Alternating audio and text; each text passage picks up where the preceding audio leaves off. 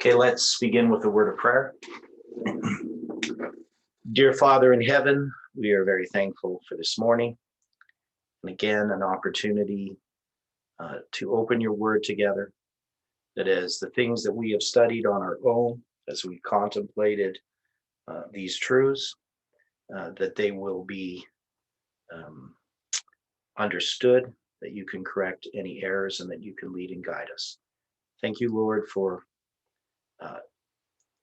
the truths of the past that we can examine, that they can give us light for our feet and for the journey ahead.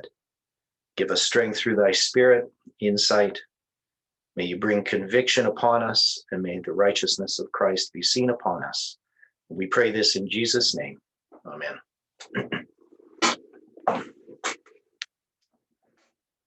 Well, good morning, everyone. It's nice to see you here this morning. And we have been studying the parable of the 10 virgins in reading through Jeff's study on Adventism's parable.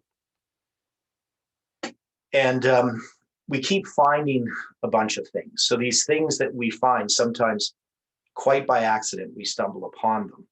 And so we're going to look at one of those today. Now, you may have heard, for those that were here before we started recording, Dwight and I were discussing some of these things, and we're going to look at them. And it comes out of something that was said yesterday, which was incorrect. But it's a misapprehension I've had for a long time.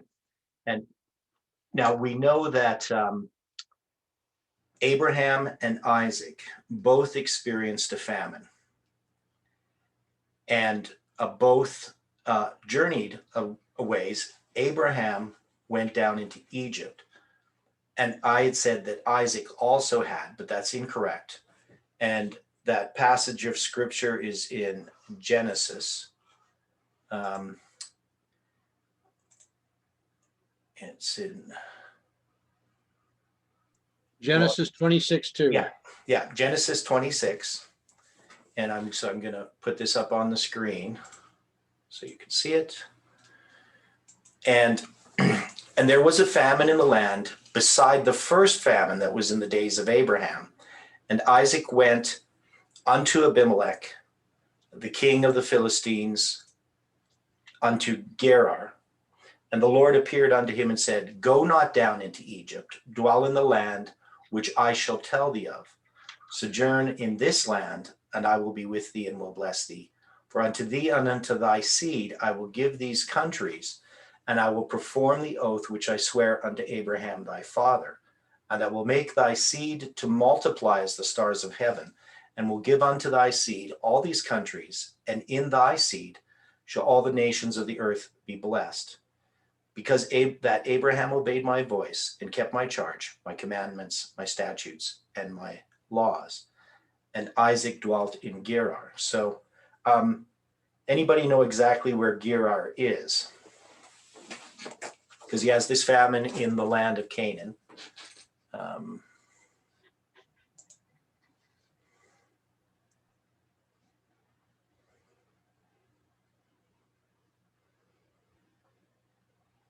Wasn't that an area more controlled by the Philistines? Well, I think it's in the south. I'm just going to see what, if I can find anybody who, let's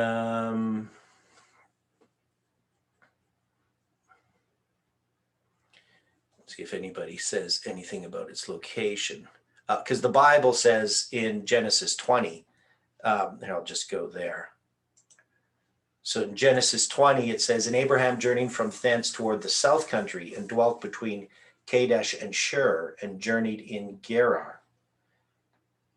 So this is earlier on. So my understanding is that it's in the south, but I don't know specifically where. So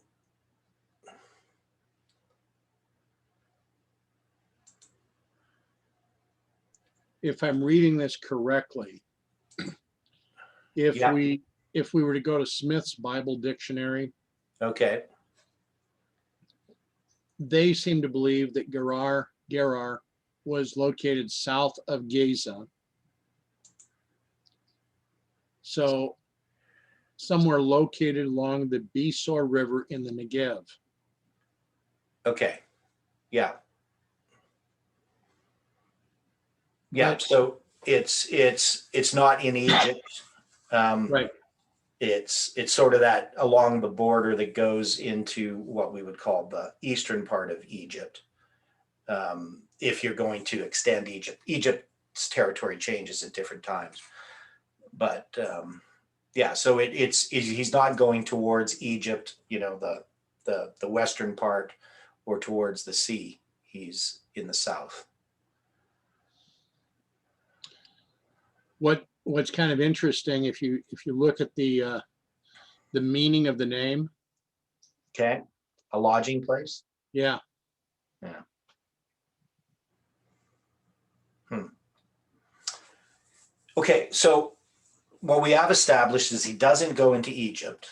He stays in part of the territory that God had a promise to Abraham. And so then from that, I started thinking about this. Now, when we look at Abraham, Isaac, and Jacob, we take the position that they represent the first, second, and third angels' messages. And why would we do that? Besides the fact that there's just three.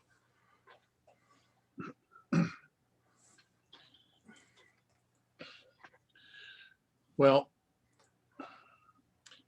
Abraham is a good example of the first angel's message, because he was told by God for himself and his wife to remove themselves from the area in which they lived. So in practice and in faith, he was a true example of fearing God, of doing what God said when God said to do it. Yeah, Isaac, yeah, go on. Isaac, in this instance, from Genesis 26, is giving glory to God because God has told him not to go into Egypt.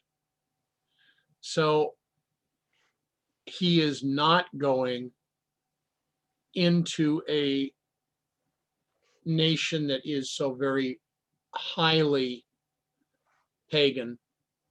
He is staying where God told him to stay. Mhm. And then you've got Jacob.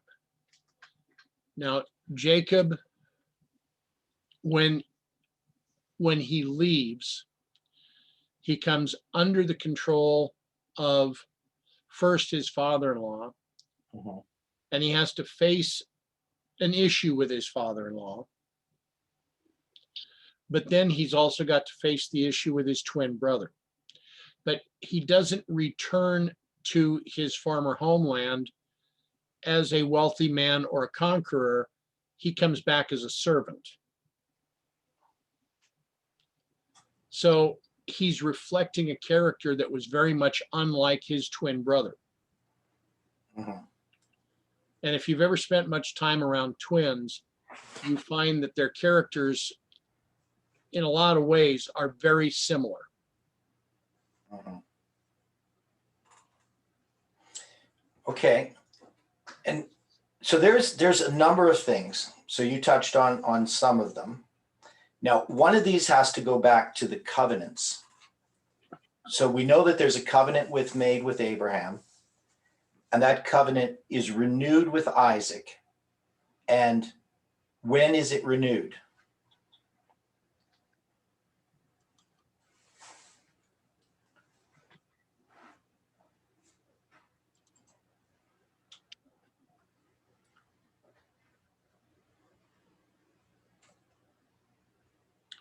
Isn't it renewed about right now? Yeah, In right where we're reading. right. Yeah. Yeah, that's where it's renewed. So, which is an important point here, because we know that the second angel's message is It's a reiteration of the first angel's message. But in the context of, let's say, Millerite history, it's the message about Babylon is fallen, is fallen. But when did Babylon fall?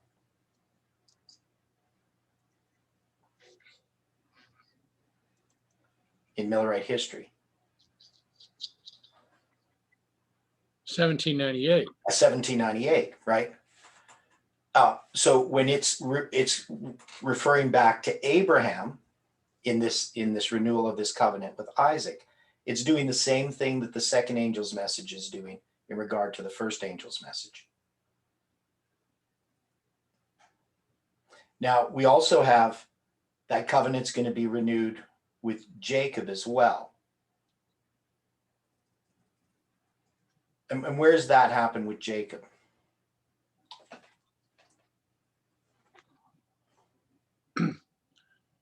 After he's left his father-in-law's house. Okay. And specifically when?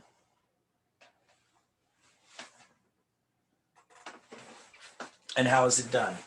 Right. So, I mean, Isn't it about the time of his wrestling with Christ? right. So it would be in the time of Jacob's trouble. And there's a lot around that event. So I don't know if I want to spend the time with it, but we'll just say it's there when he's fleeing Ishmael, not Ishmael.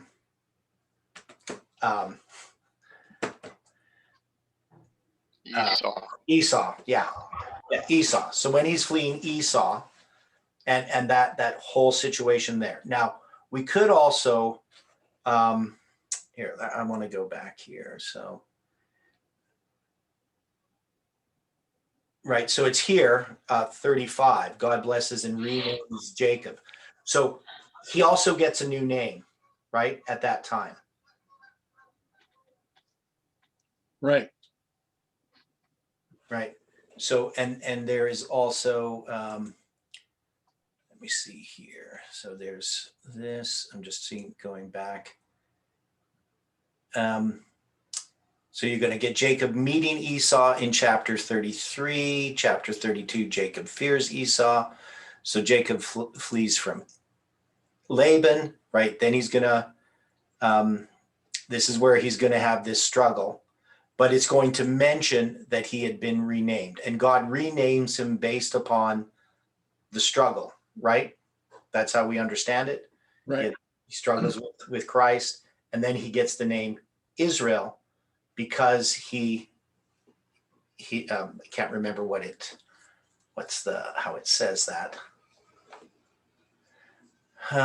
It's going to say it somewhere here. Call his name Israel. And God said unto him, I'm God Almighty, and be fruitful and multiply. A nation and company of nations shall be of thee, and the king shall come out of thy loins. So this is the renewal of the covenant, and it's based upon the struggle that he had with the angel, with Christ. And the name that he gives him, Israel, what does that mean?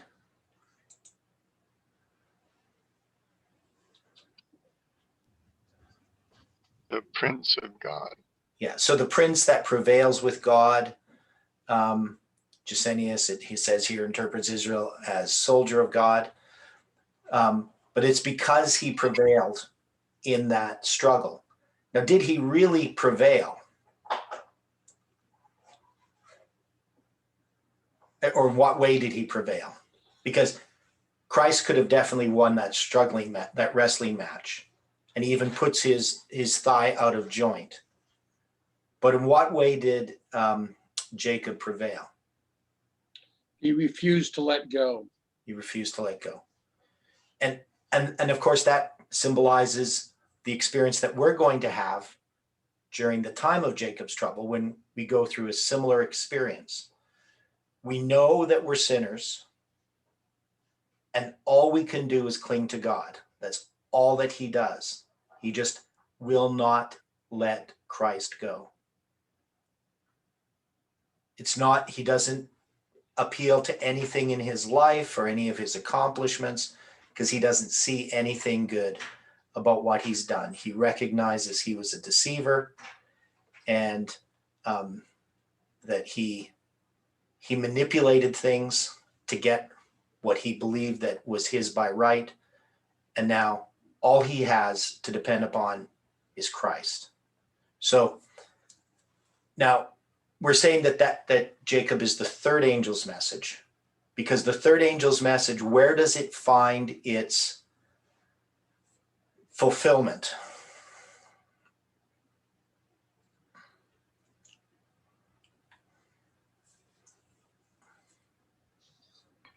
At the Sunday law, which we connect with the time of trouble, Jacob's trouble. Okay, so that's the Sunday law is the empowerment of the third angel's message, which we can, I think, all agree upon. But wouldn't it really, because the purpose of the three angels' message, of the three angels' messages, is to give glory to God, right? And the third angel's message is a message about the mark of the beast and the Sunday law, and about the character of God. And here's the patience of the saints. Here are they that keep the commandments of God and the faith and have the faith of Jesus. And when is that demonstrated? When it produces the 144,000, that Yeah. represents, right? Right. So it's at the time of Jacob's trouble, right?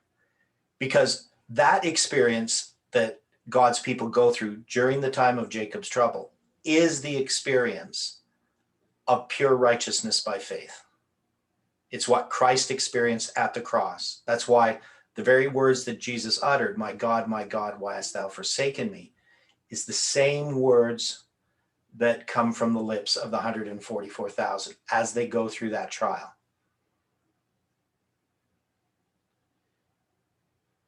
So we've talked about that idea. So anyway, we got Abraham, Isaac, and Jacob. So we can establish that they represent a progression of these covenants, which are symbols of the progression of the three angels' messages, that they're dependent upon each other. You can't have Jacob having the covenant made with him without the covenant made with Isaac and the covenant made with Abraham. Okay, I have a strange question. Yeah. When did the covenant become renewed with Jacob? At what age? Well, he would have been 91. No, pardon me. He would have been 84. No. 97. 97. Okay. I'm trying to figure out where I am in this. Yeah, because 77 he worked for Laban. 84 he got married. 91 is when Joseph was born. Joseph is born. So this is 6 years later. Yeah. So 97. Okay. Right. Yeah. Now, does that factor into anything that we're looking at? I don't know. Okay. I mean, 9 times 7 is, that's September 7th. It's 9 times 7 is 63. I don't know if it does. Okay. Okay. So, yeah. So here we are with these three covenants, and of course they go back to the original covenant, the seed of the woman, right? So we know that there's a promise in the beginning, and then God is going to choose Abraham and his seed from which the promised seed will come.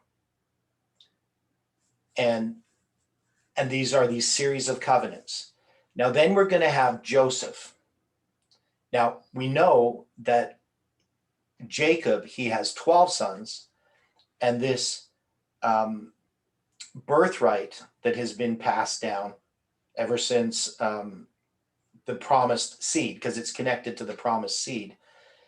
This birthright is divided among the 12 sons so that Joseph gets the double portion. Judah gets the kingship, and Levi gets the priesthood. So those are the three aspects of this inheritance, right? That and it's connected to the promised seed. Why does that happen in the story of Jacob?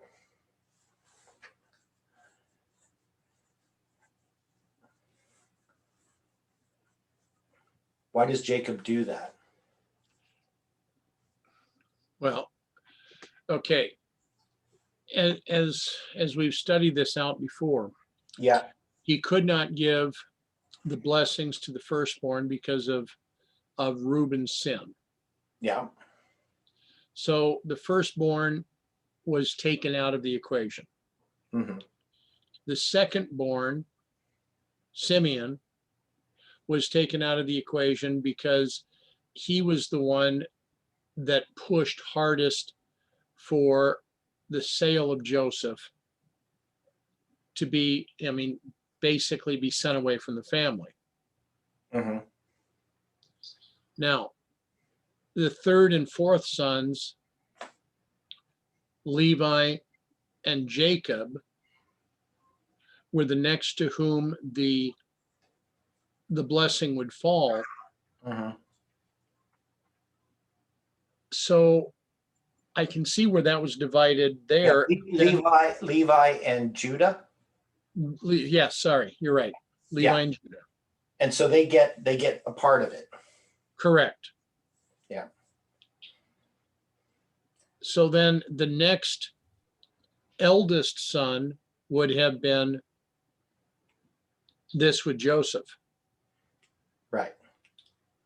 And what's the significance of him getting a double portion in the context of the three angels' messages? Hadn't thought of it that way. Okay. Now, the interesting thing about this is there's tons of doublings in this whole series, right from Abraham, right? So, for instance, there's the two famines of Abraham and Isaac, and they both run into an Abimelech. And that's why, for some reason, I thought they both went into Egypt, but obviously Isaac doesn't. But then, we have Isaac has twins, right? Right. Jacob and Esau. And then, of course, Jacob, he marries two wives, and there's two periods of 7 years. And Now, does he marry two wives or does he marry four wives? well, concubines technically aren't wives, but so I guess it depends how you look at it. But when he's 84, he marries two women in the center of those 7 years. And then you're going to have the two dreams of Joseph. You're going to have the two dreams of the butler and the baker each have a dream. The two dreams of Pharaoh, the two periods of 7 years. I made a list once of them. There's tons more doublings that happen in these histories. Yeah, I mean, you skipped over the one where Abraham and Isaac both did not tell the truth about their wives. They made the comment they were their sisters. Right. Yeah. So you have a lot of these different details, these doublings. Now, some people, critics of the Bible, say, well, this is an example of myth, that you have, these sort of set pieces or stories, and they happen in this unrealistic way. But I just believe that that's God's providence. And also because the significance of all of these things could not have been seen until the present time. That is, we can look back now and see things in these stories that nobody has ever seen. For instance, the structural chiasm dealing with Joseph. As far as I know, the first time that was ever seen was by a guy in this message, Johannes Koletsky, in 2010. So you think of all the years that story of Joseph has been there, and the chronology is well known, and nobody noticed there was a structural chiasm dealing with Joseph going from Canaan to Egypt. right? And to me, that's quite amazing that something like that would not be noticed, especially when people noticed the 430 years as a structural chiasm, right? So anyway, there's lots of details in these stories that only have significance to us. Now, when we look at Isaac, Isaac represents, we say, the second angel's message. And if we look at Egypt, Egypt and Babylon are a similar parallel. And the second angel's message is to call to come out of Babylon, or Babylon is fallen, is fallen. And Isaac doesn't go into Egypt. I believe part of that is a symbol for that reason. Now, when Abraham leaves at the beginning, he's leaving Babylon, right, to go to the land of promise. And Egypt is a parallel to Babylon. Isaac is not going to enter into Babylon. He's not going to enter into Egypt. So there are things there. And I know I'm kind of skipping over these different ideas because I want to get to a point. And that has to do with the story of Joseph. So what have we understood the story of Joseph is about? How did we look at it years ago? When we look at the story of Joseph and we look at what's happening with Pharaoh and the 7 years of plenty and the 7 years of famine, what did we see it was typical of?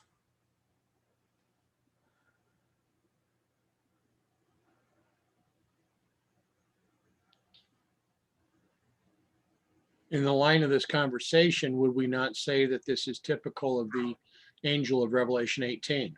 Right. So we would say it's typical of the Sunday law, that the events there, and we look at some of the things. Now, the Pharaoh in the story of Joseph, is he good or bad? Just let's put it that way.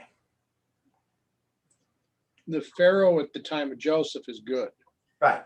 And that's where some people had problems with the story, is because they would say, well, Joseph is now actually helping the Pharaoh possess the land of Egypt, because that's what the Pharaoh ends up doing. Because of these 7 years of plenty, he's able to store up this grain, and then this is going to be used to basically buy all the land from everyone. Does that make sense, what I'm saying? Does anybody have any thoughts on that?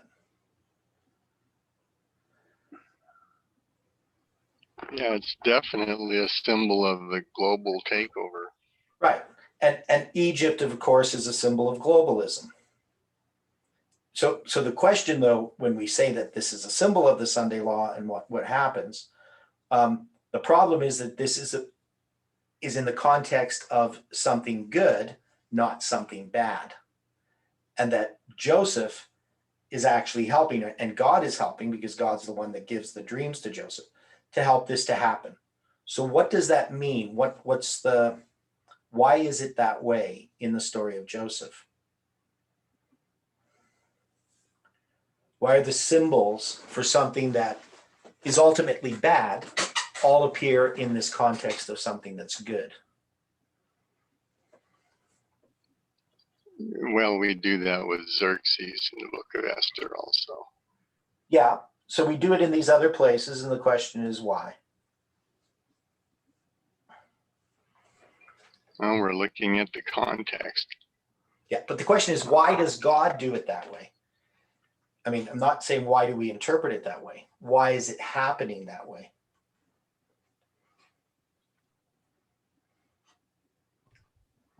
Yeah, I don't know about that. Okay. Anybody have thoughts on that? Could it have something to do with Psalm 2, where God promises the whole world, come unto me or something, and I will give thee the heathen for thine inheritance? Or is that really far out? Well, I don't know if that's necessarily far out. It's sort of related. Because what is this all about? What is the story and the covenant all about for in this story of Abraham, Isaac, and Jacob? I mean, it's about two things. The covenant, what is it about? So to be consecrated totally to God, and we're to co-reign with him in the end, with Okay. our mortal bodies and everything. Okay. But the promises are set on two different things that God mentions. What are the two things?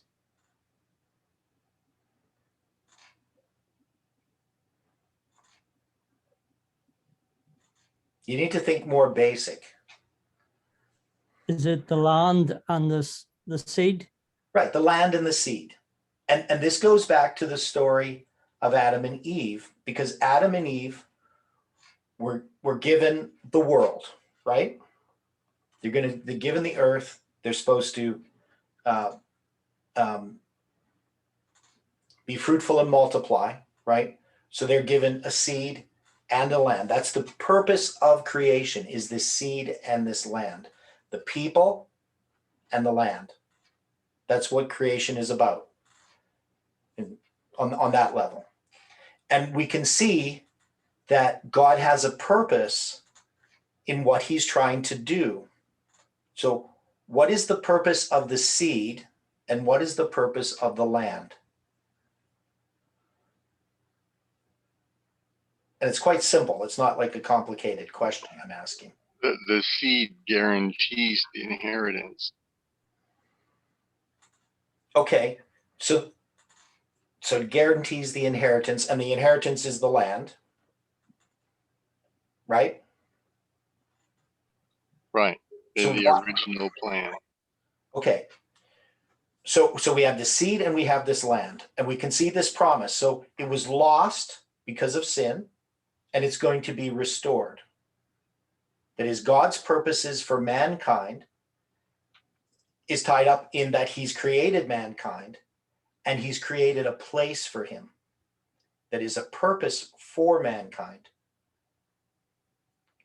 Our existence is not some arbitrary event that came about through random processes of nature. It's something that's designed by God. We have a place and a purpose. Now, part of the problems we see with society today is people don't have a place or a purpose. That is, they believe that life is purposeless.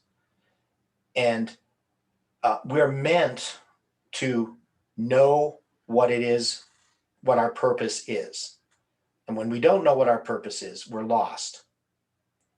So man has a purpose, and that purpose is to reflect God's character.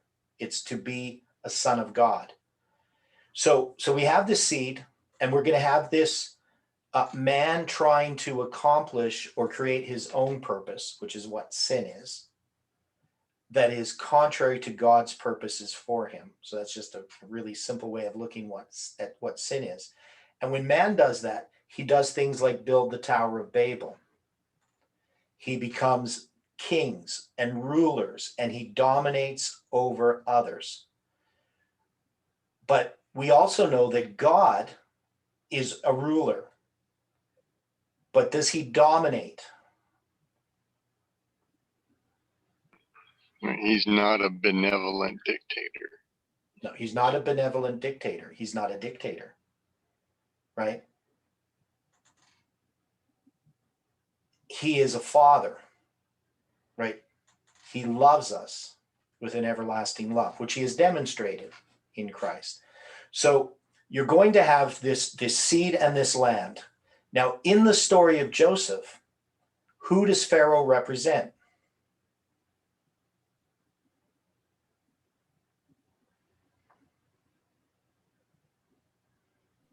I think God the Father. He represents God, doesn't he? Joseph represents Jesus. And we've shown that he's a type of Christ. So in that illustration of that story, just in a very simple way, it's actually illustrating God's purpose that all of us are to be dependent upon God. But God is doing this because he is providing for us. So in this time of plenty and this time of famine, they're being provided for from God.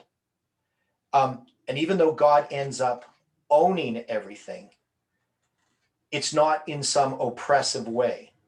Egypt is not really going to oppress the people in that context. So it's illustrating something good. Now, what we see at the end of the world is that God, the Sunday law and the papacy and the oppression and all those things, persecution. Is that God? The papacy professes to be God. Right. So this is a counterfeit then of God's purposes. And so you can see that the counterfeit has to address the same two things, the seed and the land, correct? Correct. Yes. So what you see at the end is a satanic representation of the opposite of what God is. The mixture of church and state. And what is church and state? If we're going to relate it, can we relate that to seed and land in some way? What's the false application? Right. It's a false application of God's covenant promises. It's an anti-covenant. It's Satan's accusations acted out and manifested in utter rebellion against God. It's a total antithesis to what God is presenting.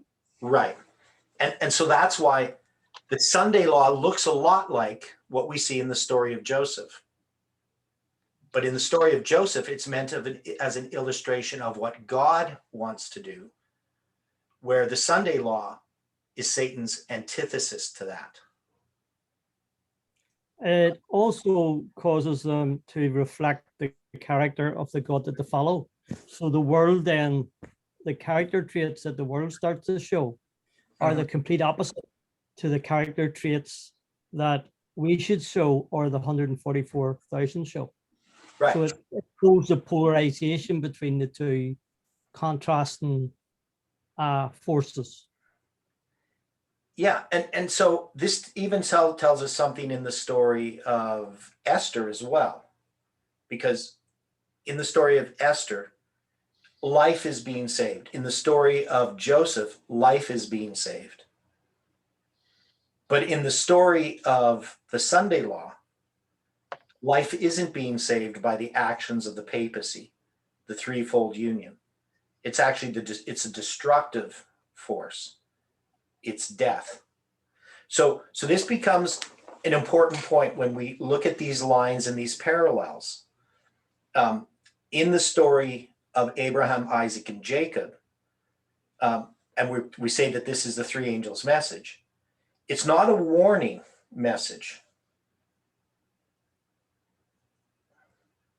It's actually a promise message.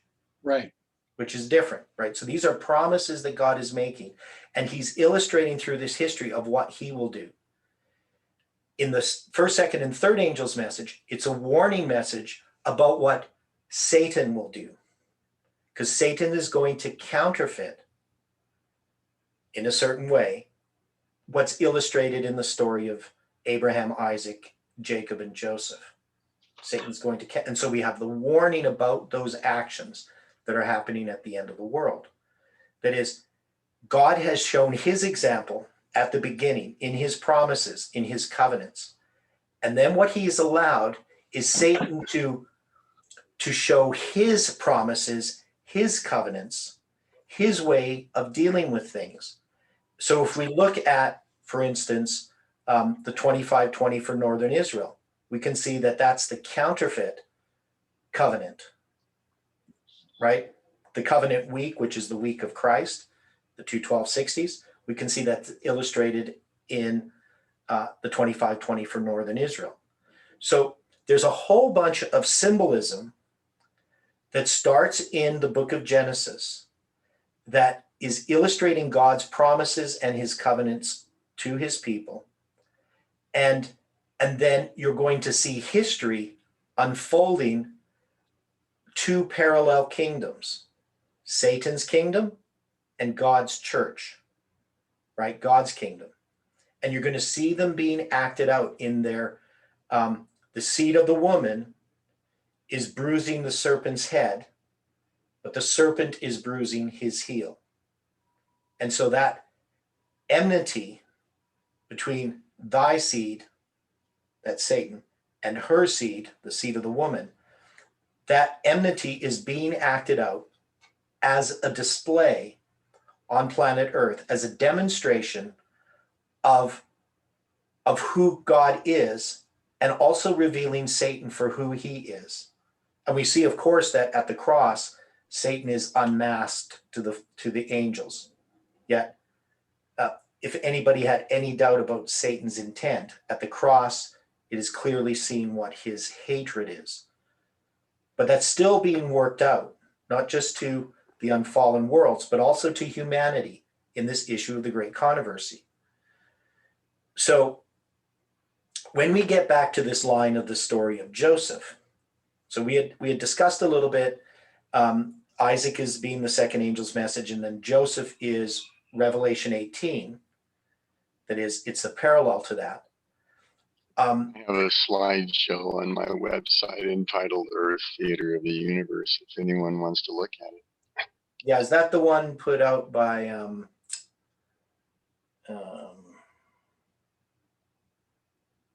what's it called? Voice of Prophecy?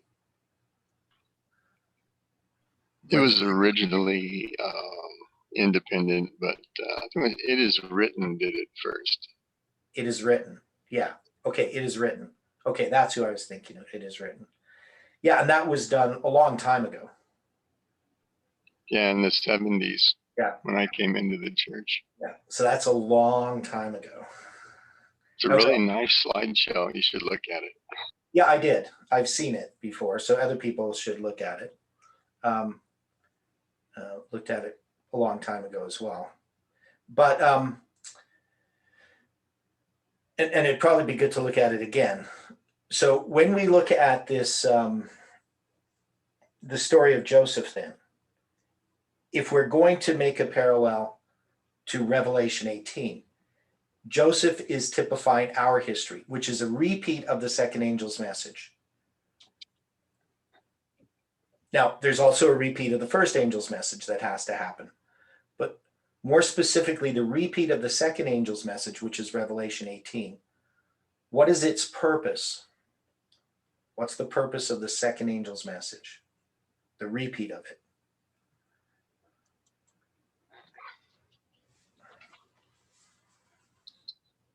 The purpose is an invitation. Okay. Now, when we look at all three angels' messages, you just did, Okay.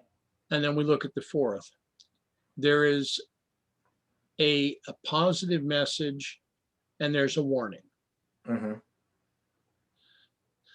Too often we focus strictly on the warning and we forget to look at the positive portion.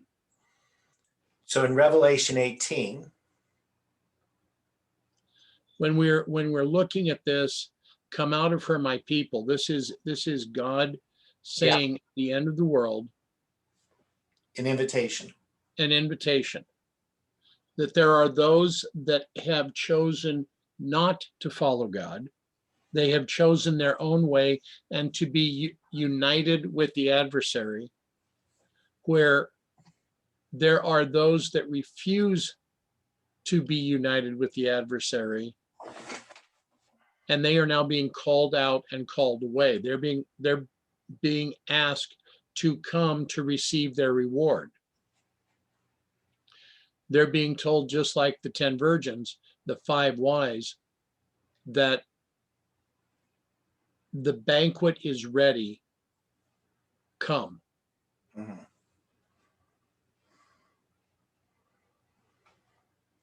Yeah. So when you think about this, so you think about this invitation at the end. Now, at the beginning, okay, Stephen you have a thought? Sorry, it's me, Tom. You don't. It's actually a rescue message. It's God's putting his hand in and taking them out of the fire, Mhm. as it were. You know, it's the last opportunity for these people to accept God's way of working. Right. And see, this is the interesting thing. So God created mankind, put him in the Garden of Eden. He gave him a choice because he didn't just create robots. He gave them free will. They have the tree of the knowledge of good and evil and the tree of life. And they chose death instead of life. But yet God doesn't abandon them. He gives them this covenant promise that this, the seed of the woman, right, would come. And then he allows characters to be demonstrated. People make a choice, but the world becomes wicked. And so God has to destroy it by water. And he renews that covenant with Noah.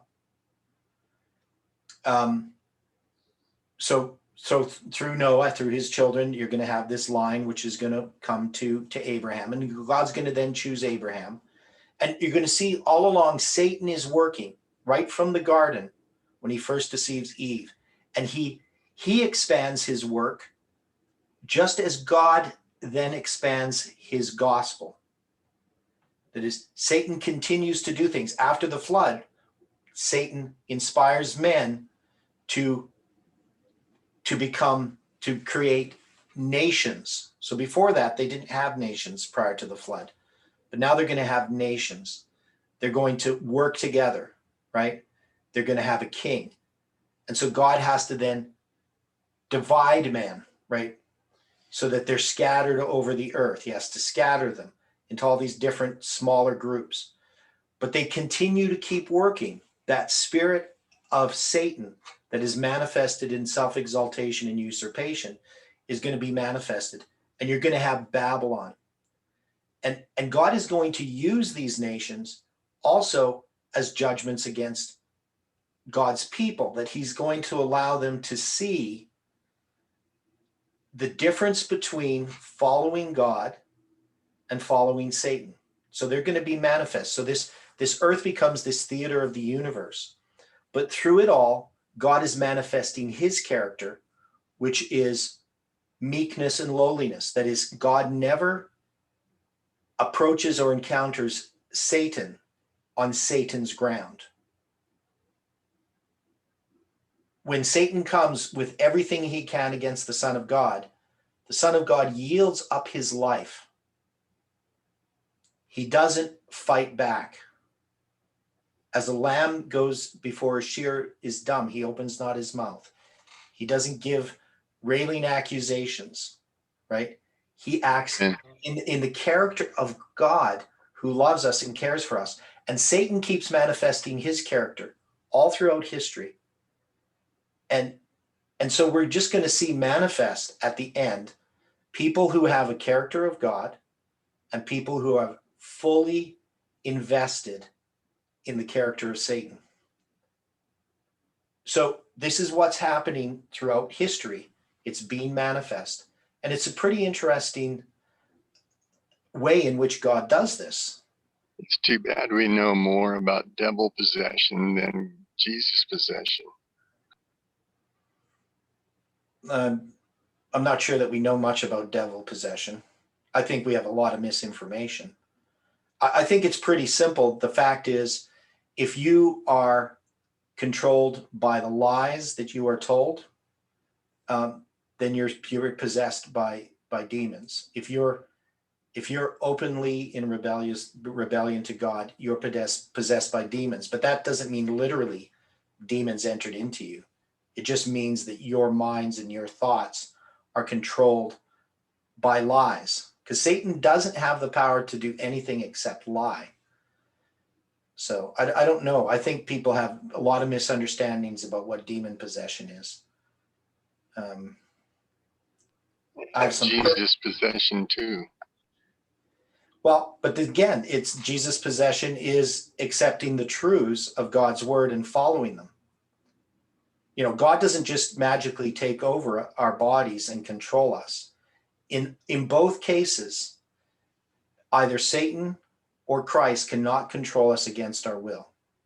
Man is a free moral agent to make his choices. And so many people believe that demon possession is something where we have no control over. And yet it's all about the choices that we made. But that's another topic.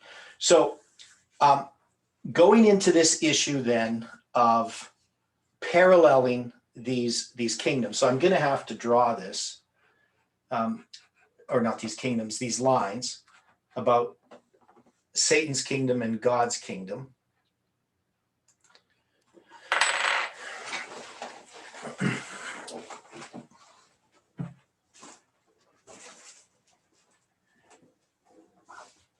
And there's so many different ways I could sort of draw this out. I'm going to try to do it in the simplest terms. And I need to, I got to get my camera pointing in the right place for one. Good work. Yeah.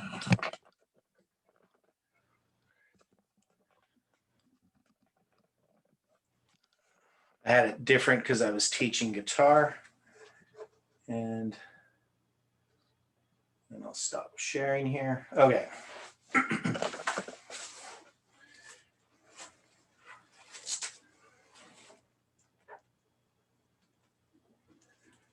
So we're going to have Abraham, Isaac, and Jacob, and then we're going to have Joseph. And I have plants on the floor, so I can't stand right in front of the board. So we're going to say that this is the first, the second, the third, and the fourth. And in the story of Jacob, you're going to have lots of things happening. So each one of these has their own stories, and they're all illustrating the same thing. I don't know if anybody remembers where Jeff used to talk about that this typifies this and this typifies this, etc. Remember that? Not really. Because he would say each waymark typifies the other waymark. That is, the characteristics that are in here are going to be demonstrated here, and they're going to be demonstrated here, but they're sort of expanded on as you move through each waymark. So that is, in each waymark, you have a first, second, and third angel's message, right? So you have these, what we call fractals. How many times is a covenant made with Abraham? Isn't it twice? Okay, so you're going to have, first he's going to leave Ur. Is that a covenant? Yes, because God's going to give him the land. Yeah, so he's just told to leave his country, right? Now, he doesn't have anything mentioned about the seed or anything, but he's just told to leave. And then he's going to leave Haran, and he's going to have a covenant made with him there. That's really where the covenant is first articulated, right? Here's where it's spelled out. Right. So it's spelled out. And then he's going to have, in Genesis 15, right? That's where it's going to be, we could call it the ratification of that covenant with the animals that are cut in half. And then a year before the birth of Isaac when he's 99, correct? Okay. Okay, so there's 4 of them. Now, if we were going to look at this, though, how would we number them?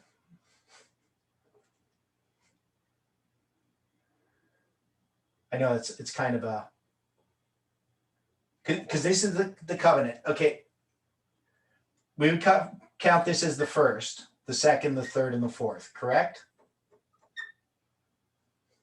If you're doing it ordinarily, yeah. Okay, that's the way we would normally look at it. But what if I did it this way? Yeah, that's the way that I would be looking at it. I agree. Okay, and why? Well, the primary revelation for that of the covenant with the land would have to occur when he was 99. And that there's portions of it that are being revealed, but he has to look back upon those to really see the full revelation. Yeah, and it's because his understanding comes back here, but it's based on looking backwards. Right. And this, of course, being the second, this is the one where you have the mirror. Okay, so let me ask it in this way. Yeah. Are we numbering it as we would read Hebrew? Yes. Okay. That's the way that I would do it. Anyway, so there's a lot more to this because you could spend a whole series just dealing with the covenants made to Abraham. Right? But I just want to show that this here is a mirror, and it's looking back in order to that is, I would number this backwards. Now, so we can also see, though, in these covenants, you have a 3-1 combination, and you have illustrated all of the future in these covenants. Now, if you look backwards too here, this goes to Babylon. So at the end of the world, you're going to see this reversal for the kingdom of Babylon, right? Because this is coming out of Babylon, which is a message to come out of Babylon. But the world is going to progress into Babylon, because that's going to be dealing with the Sunday law at the end of the world. Babylon is going to be manifest. So this coming out at the Babylon at the beginning is going to be typified at the end. All right. Now, in the story of Isaac, what particular characteristics do we see? So we talked about them. He repeats some of the history of Abraham. Right. And some of the sins of his fathers, he demonstrates. Right. Now, when Abraham says that Sarah is his sister, is he telling the truth? He's being technical. Technical, okay. Is Isaac telling the truth? No. No. Okay. So there's this progression of a lack of faith. Now, Abraham gains faith, but Isaac has to go through his own experience as well. But he depends upon Abraham. His promises are based upon Abraham's promise. So the promise is renewed to Isaac. And then with Jacob, he's one of the sons of Isaac, of the two sons, Jacob and Esau. But he's the one who's going to get the birthright, even though he came out second. And Jacob, what does the name Jacob mean? Supplanter. Supplanter. It's the same as my middle name, James, except James is, however James became, or Jacob, Yaakov became James. I really don't understand, but they're the same name. And they mean a supplanter. And what is a supplanter? Usurper. Okay, usurper. Yeah, No. I wouldn't put it as usurper. Yeah, Interloper. No. no. It means a replacement. How about that? Well, someone that seizes, someone that circumvents. Right. So yeah, so he's seizing or taking the place of something. And the thing is, he grabbed hold of Esau's heel. That's why his name was called Jacob. Right? It can also be to follow or be behind. Right. That he's also an overreacher. Yeah. So, and that's because he's going to get the birthright, even though he's the second. And because of that, he uses deceit to try to gain that birthright, but the birthright was already given to him. Now, Esau, of course, despised his birthright, right? When he sold his birthright for a bowl of lentils. Right. But then Jacob still has to go through the act of pretending that he's Esau to receive the blessing, which he didn't really need to do. But that's just the nature of Jacob. He has to come to understand something. So how does he represent the third angel's message? The character change. Okay, so there's a character change, right? So in this progression of these three angels' messages, what is it about ultimately? Now we see it manifest in Abraham. Does he have a character change?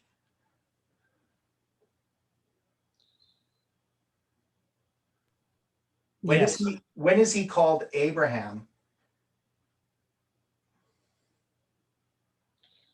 Prior to the birth of Isaac.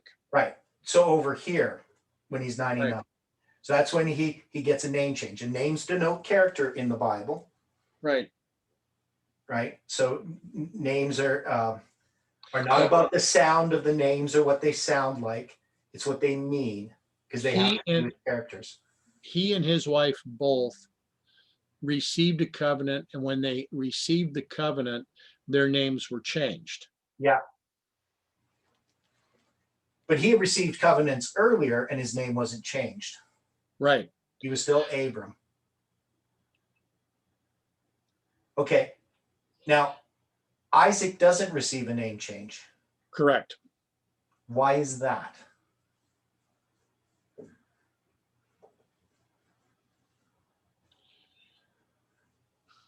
No change of character. Okay, so there isn't marked a change of character with Isaac, is there? No. No. But there is with Abraham and there is with Jacob. And so, because Abraham is typifying what's going to happen to Jacob.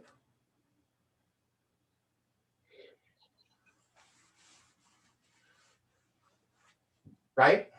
All right. So this is about this. This is the goal. Now, what is the story of Joseph then? Because Joseph doesn't get a name change. Well, what happens to Joseph? How the new character works in the world, the end result. Okay, so Joseph has an integrity. Where did he get that integrity from?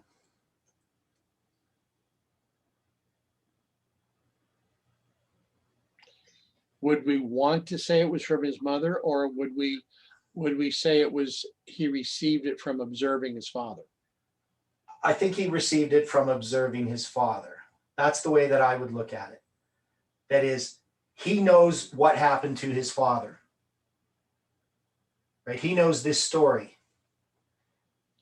And so do his brothers. But Joseph is going to be the one who's going to manifest the character of the father. So the story of Joseph, if we're going to put the fourth, see, one of the things we have never done, and I'm just going to skip a bunch of things, and I'm going to go to our history. Well, I'll do Millerite history. So we're going to do first, second, third angel's message, and the fourth angel's message. So, and this is tricky Can I because just make an observation? what's that? Can I just make an observation? Okay. Based on the Abraham line, you have a change of character in the first and the third angel's message, but you don't really have a character change in the second. So really, it's if we're up above, so you've got the Abraham number one, then you don't have a character change in the second angel's message. But going through Jacob's time of trouble, you get the character change. That the first starts your character change. There seems to be like a stall in the Ishmael one. Then when you come to your third angel's message, through Jacob's time of trouble, your character is then refined and you get to the fourth stage. Yeah. Yeah. And even in this one, I mean, the name changes here, but is there a character change in Haran as well? Yeah, he's leaving behind the idolatry. Right. So there is a character change that happens here. Because first he gets this call to come, but they just end up in Haran, which is still in Babylon. It's not in the promised land. And so this typifies a character change as well. I'm not sure what all that means, other than that when you have a first angel's message and a second angel's message, the first angel's message is really paralleling the third angel's message in a lot of ways, more particularly than it is the second. The second is reiterating certain aspects of this message, which is connected with a warning, right? And that warning is needed because this is going to be coming, which is a demonstration of character to some degree. Now, when we look at just the Millerite history itself, we got the first, second, and the third angel's message. We know the fourth is a repeat of this, right? Okay. Now, we would then just say, well, this is 1989, 9/11, and the Sunday Law. Correct. That's how we would look at that. Jeff's original Timelines magazine. Well, it doesn't have 9/11 in his original magazine, right? So he actually had Time of the End. And what would this be? Sunday Law, then close Sunday Law, probation. then close of probation, right? So that's how he would look at it back then. Okay, so let's think about this a little bit. Now, if we look at our line, so we just looked at this as the Millerite line. Now, if we look at this as our line, this is 1989. So I'm just taking this, putting it here. This is 9/11. This is the Sunday Law. What's this? Close of probation. Okay, so we would just say it's the close of probation. But is the close of probation the fourth angel?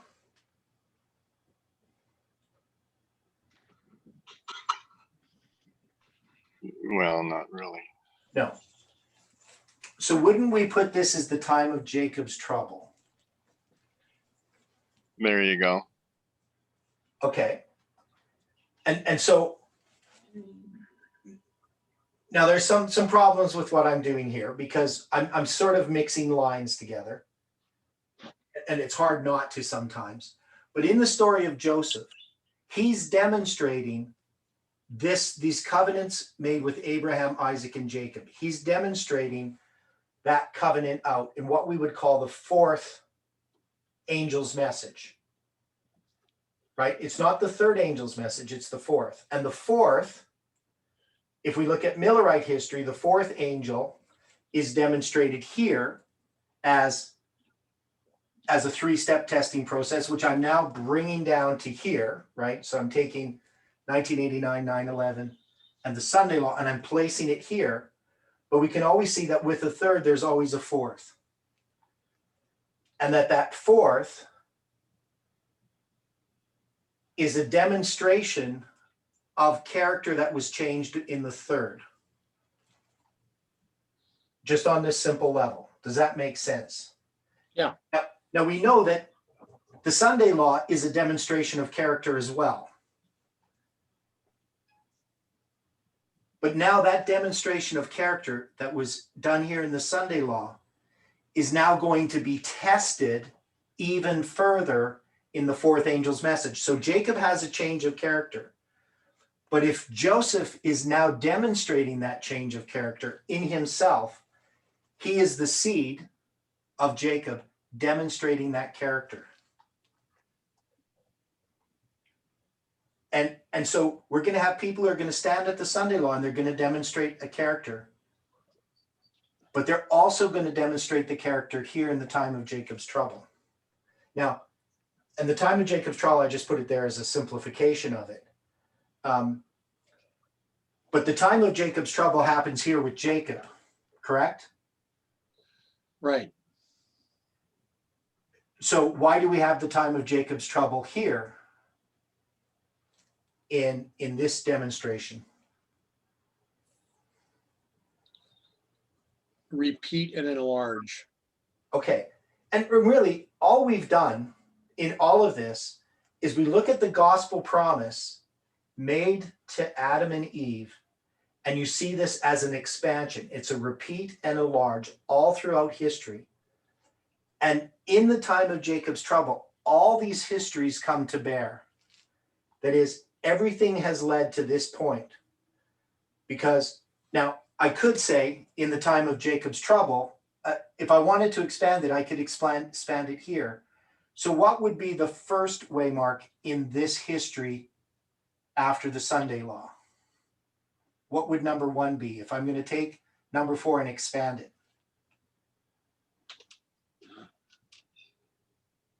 What do I put here above number 1? I'd cry. How about the close of probation?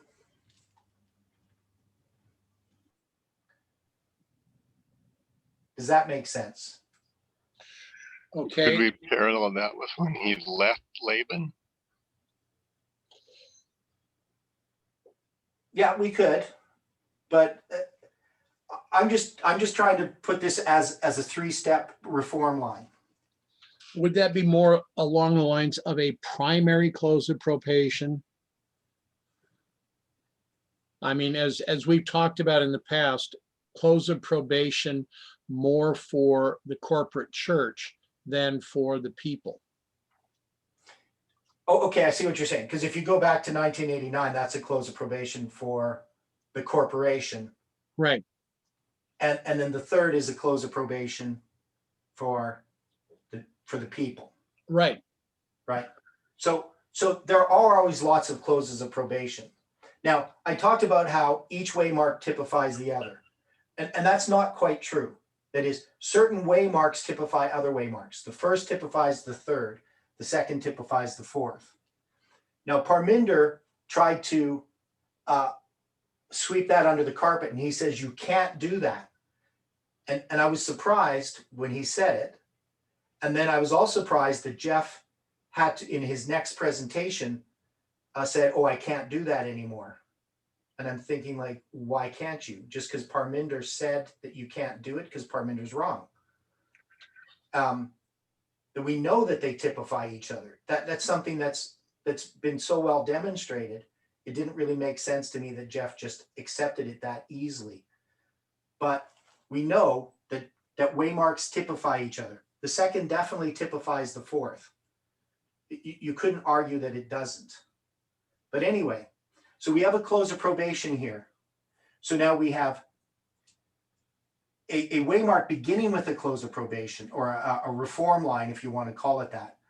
But it's not really a reform line anymore. It's a demonstration line. And it's going to demonstrate this whole reform line that it actually was accomplished. Now, we often say that when we have a 3, like a reform line, you have the third and then you have the fourth, and the fourth is always a failed reform line.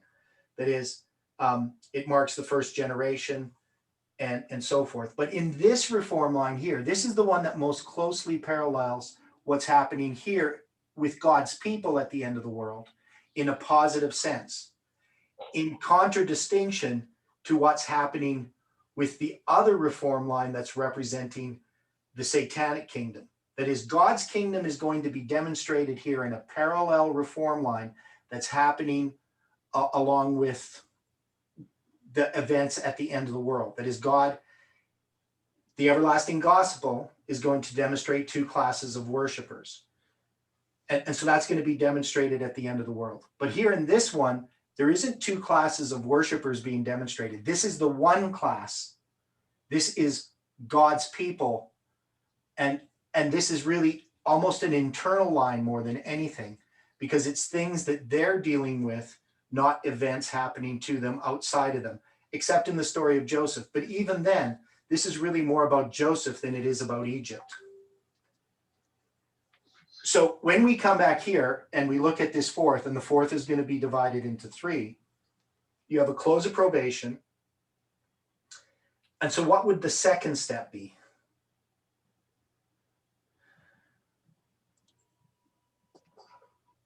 That's a simple one, because the fourth is the second. So this is going to be the time of Jacob's trouble itself, Okay, right? all right. Okay, so then what is the third?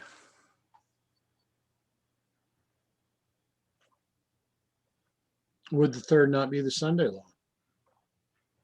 Okay, the time of Jacob's trouble here happens during the death decree. All right, So I would just say the voice of God. okay. Okay, and why would I say the voice of God?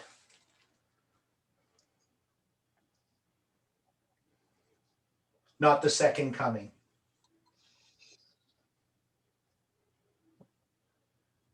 Well, their captivity is turned at the voice of God. Yeah, they're delivered by the voice of God, correct?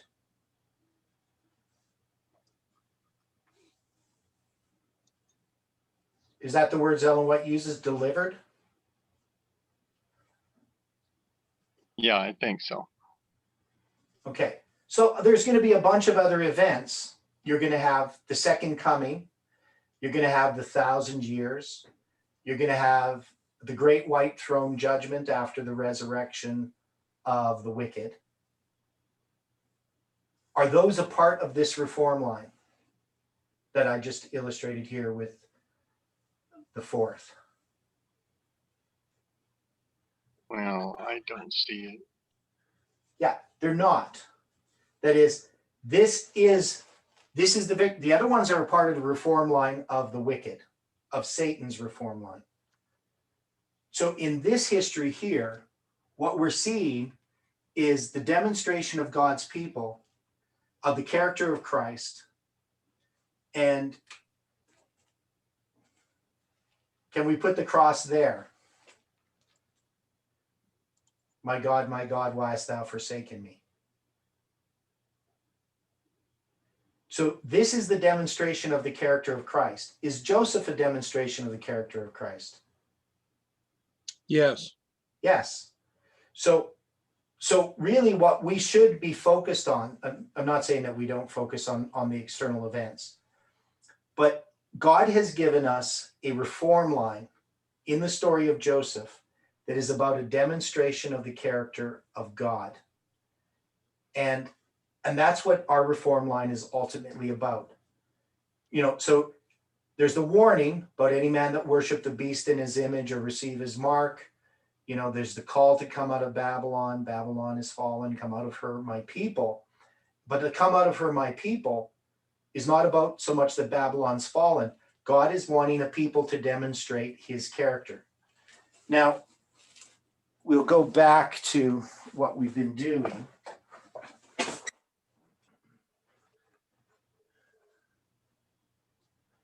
Well, we used a lot of time up, but God's character is revealed by Jesus, who was the Lamb, the character of the Lamb. right. So Jesus revealed God's character to who? To us. Well, to the universe. Well, to the universe, but do the wicked at this point understand Christ's character in contradiction to Satan's character? Has the great controversy ended? Yeah, I think they can see it, but they despise it. Okay. Well, I don't think they can. I mean, they have the opportunity to, but I would say even very many Christians don't see it.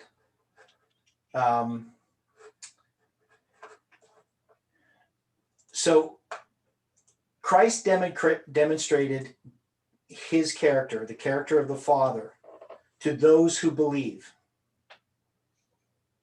But is there going to come a time when the character will be demonstrated to those who do not believe, and yet they will acknowledge it?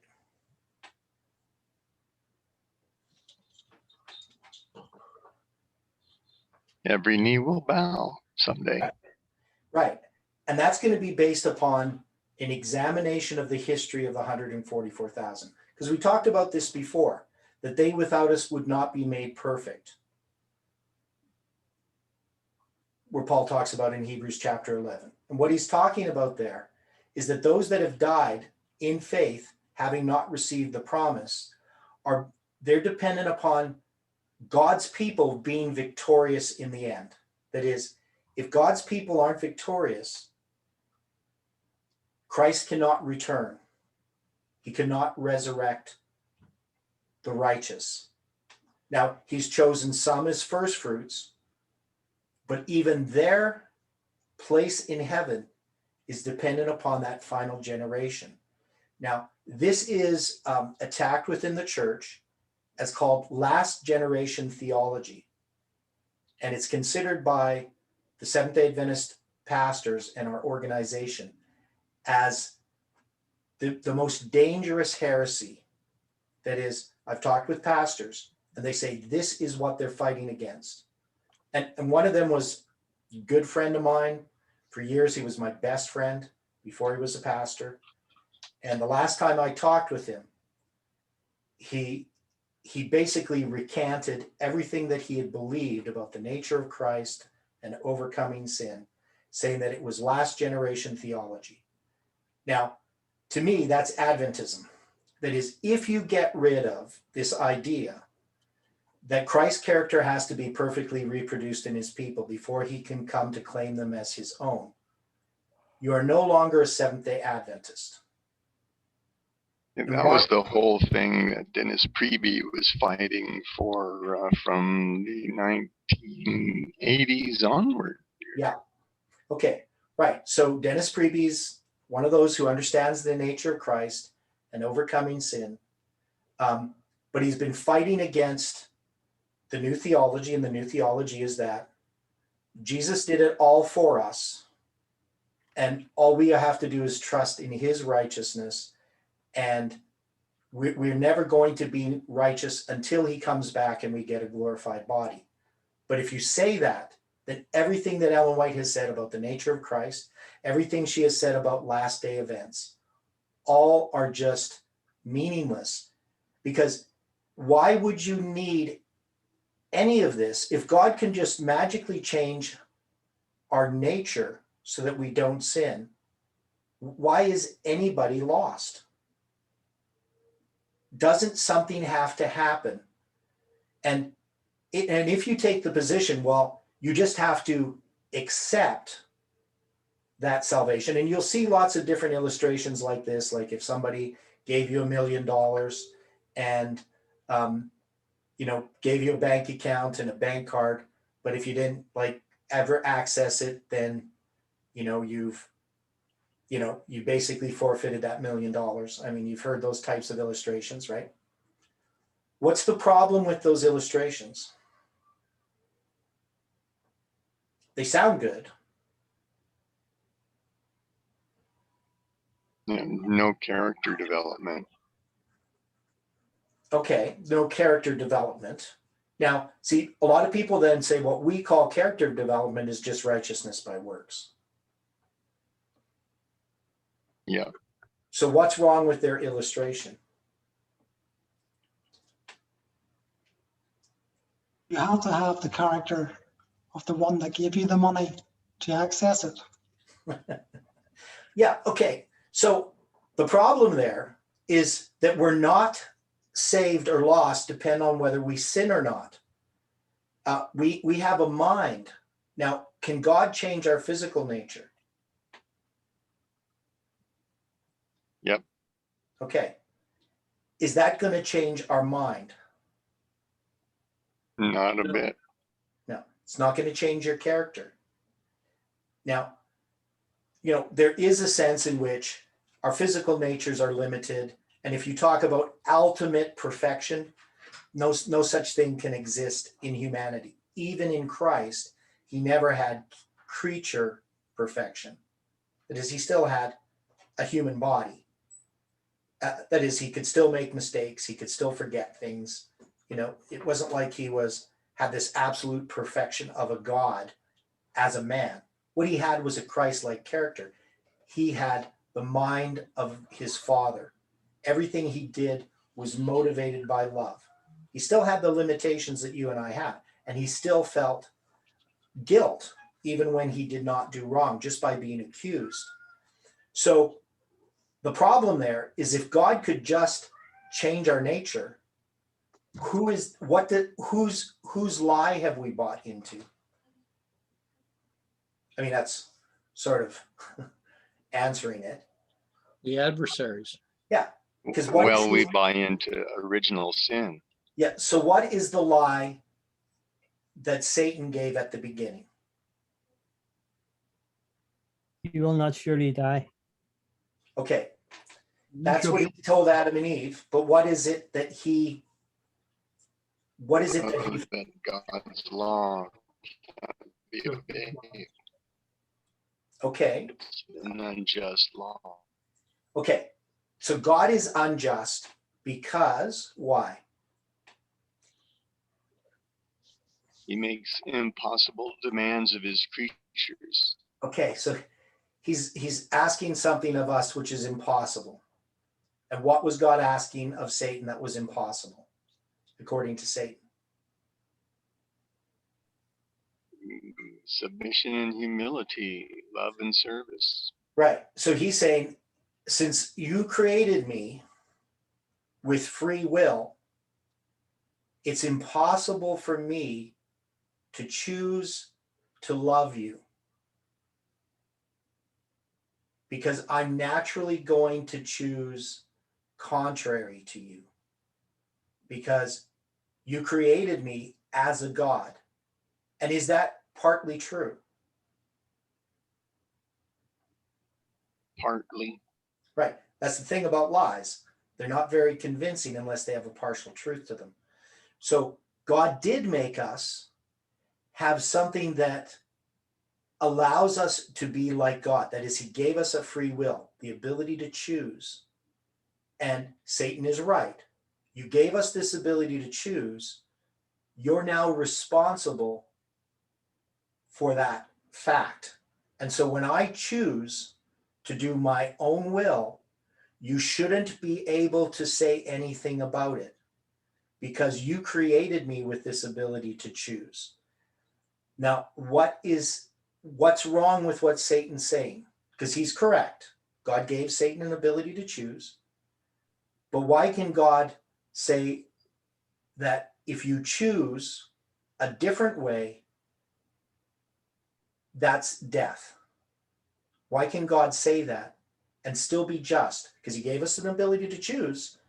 So shouldn't I be able to choose however I want?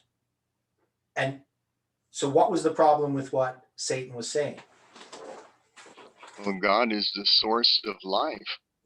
That's the one unequivocal, given and unequivocal in the equation. Right. And once you separate yourself from God, then you're separated from the source of life. Yeah. So Unlike God an is, electric motor that can pull its own power plug. yeah.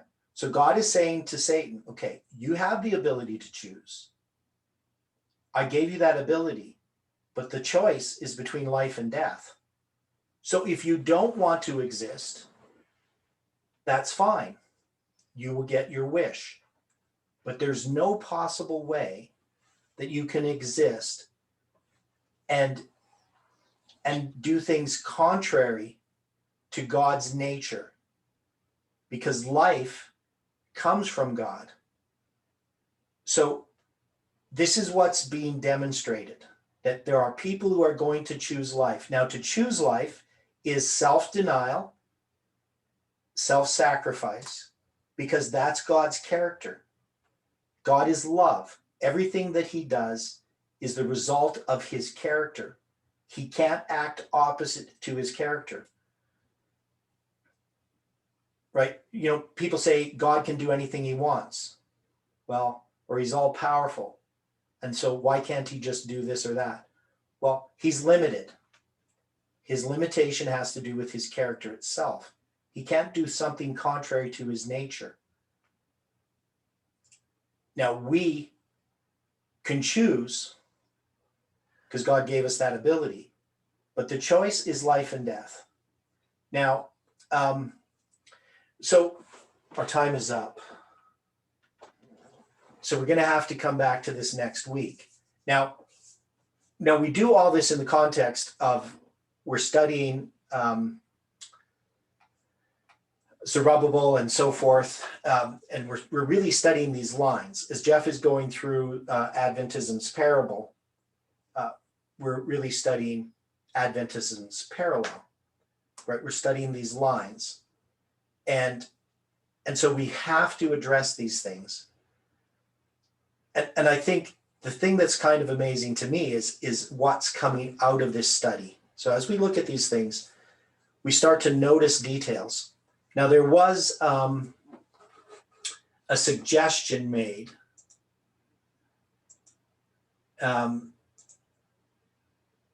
which Captain Caleb's here. So he made a suggestion on his WhatsApp. I don't know if it's his WhatsApp page, but on the FFA Army Banners FF page or WhatsApp page. So in this, he had made a statement that there are two ways to look at this movement, that it was God's leading or man's leading. And he says, if you take the second option, then it is wise to go back and prove point by point every bit and bolt of doctrine. So the second option is that it was man's leading.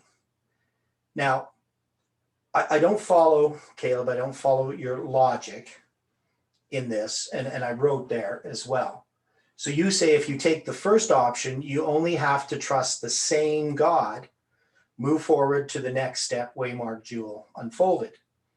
Now, I would say that what God has always told us to do is to do what? If we want to move forward on the path, what are we to do? Follow the line behind. Okay, so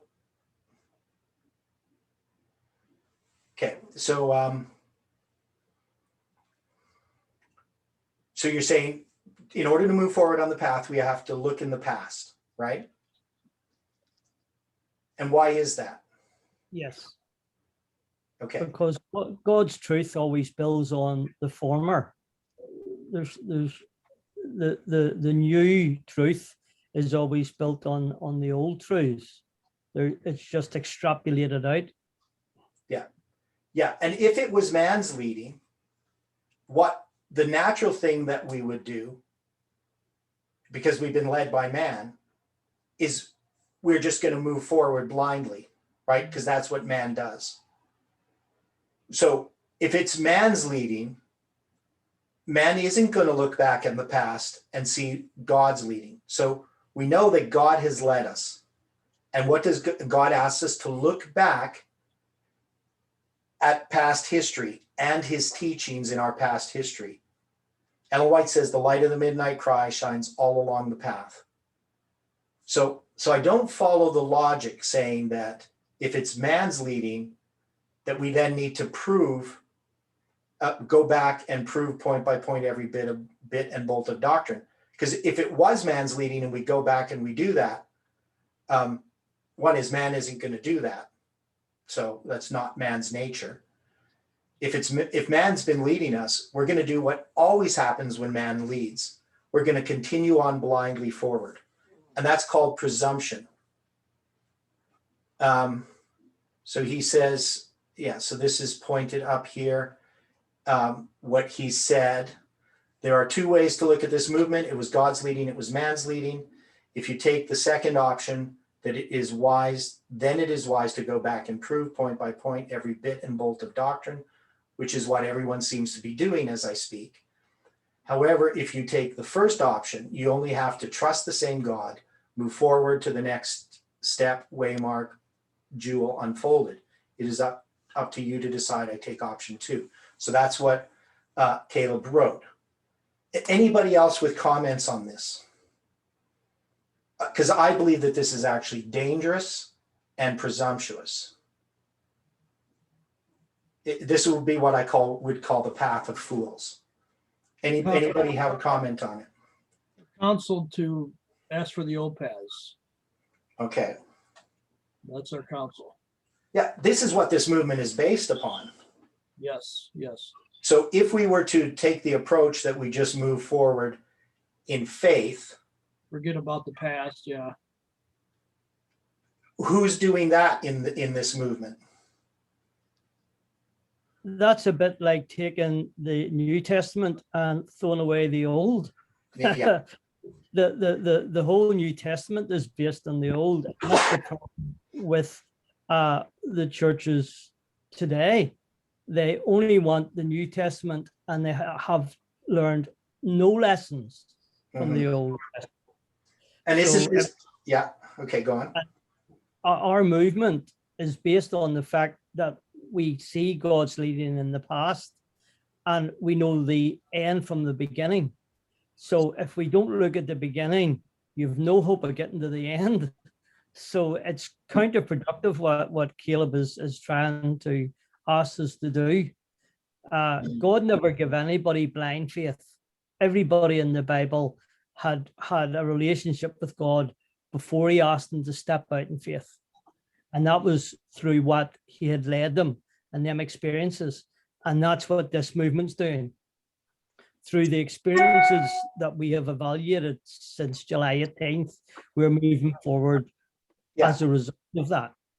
Yeah, and I'm not doing this to be hard on Captain Caleb. I mean, I don't know him other than just these few interactions. But I want him to somehow respond to this. Now, he doesn't have to do it here now because he can do it in some other way, either email or he can put it on his WhatsApp chat. But when I just look at what he's saying, just on the face of it, to me, it just seems to be completely opposite of what God has always told us to do. Ellen White in 1850, what did they do between, from the first disappointment up to 1850? They studied their nuts and bolts. Yeah, they studied the past, right? They looked at how God had led them. And man didn't lead them, right? It was God that led them. Only when God has led you can looking back upon the past give you light for the future. If man has led you, looking back on the past isn't going to help you at all. So we want to do both of what Caleb suggested. We do believe that God led the movement, but we also want to understand the bits and bolts of our doctrine. Right. So what he's doing is he's creating a false dichotomy. He's presenting a false system of choices, because that's not the choice that's actually being presented to us right now. It doesn't exist. And one is we know that this movement was led of God. So it's not was it led of God or led of man? I mean, if it was led of man, it's just meaningless. We're just a bunch of deceived people. Christianity doesn't mean anything. If you're going to make that argument. So we know it was led of God. And that's why we go back and look at the past so that we have light for our feet. Because if God led us, we need to look at the tracings of how he led us so that we can continue to follow. We can't just blindly say, well, God led us, so let's just keep going in the direction we're going. Because we may not know what that direction is. That direction is not dependent upon what we see in front of us. It's dependent upon what happened in the past. And God doesn't give us light for anything other than our feet, right? He's not showing us light all the way down the path yet. It's the light of the past that gives light for our feet. And it will shine all along the path as we progress. So I want Captain Caleb to answer this, because to me, this is a pretty big issue to put a statement like that on a WhatsApp chat and to put it as a choice without really any reason for it. So Captain Caleb, can you do that? Can you somehow answer that? We like black and white thinking. Okay, so Captain Caleb, you raised your hand. You want to say something?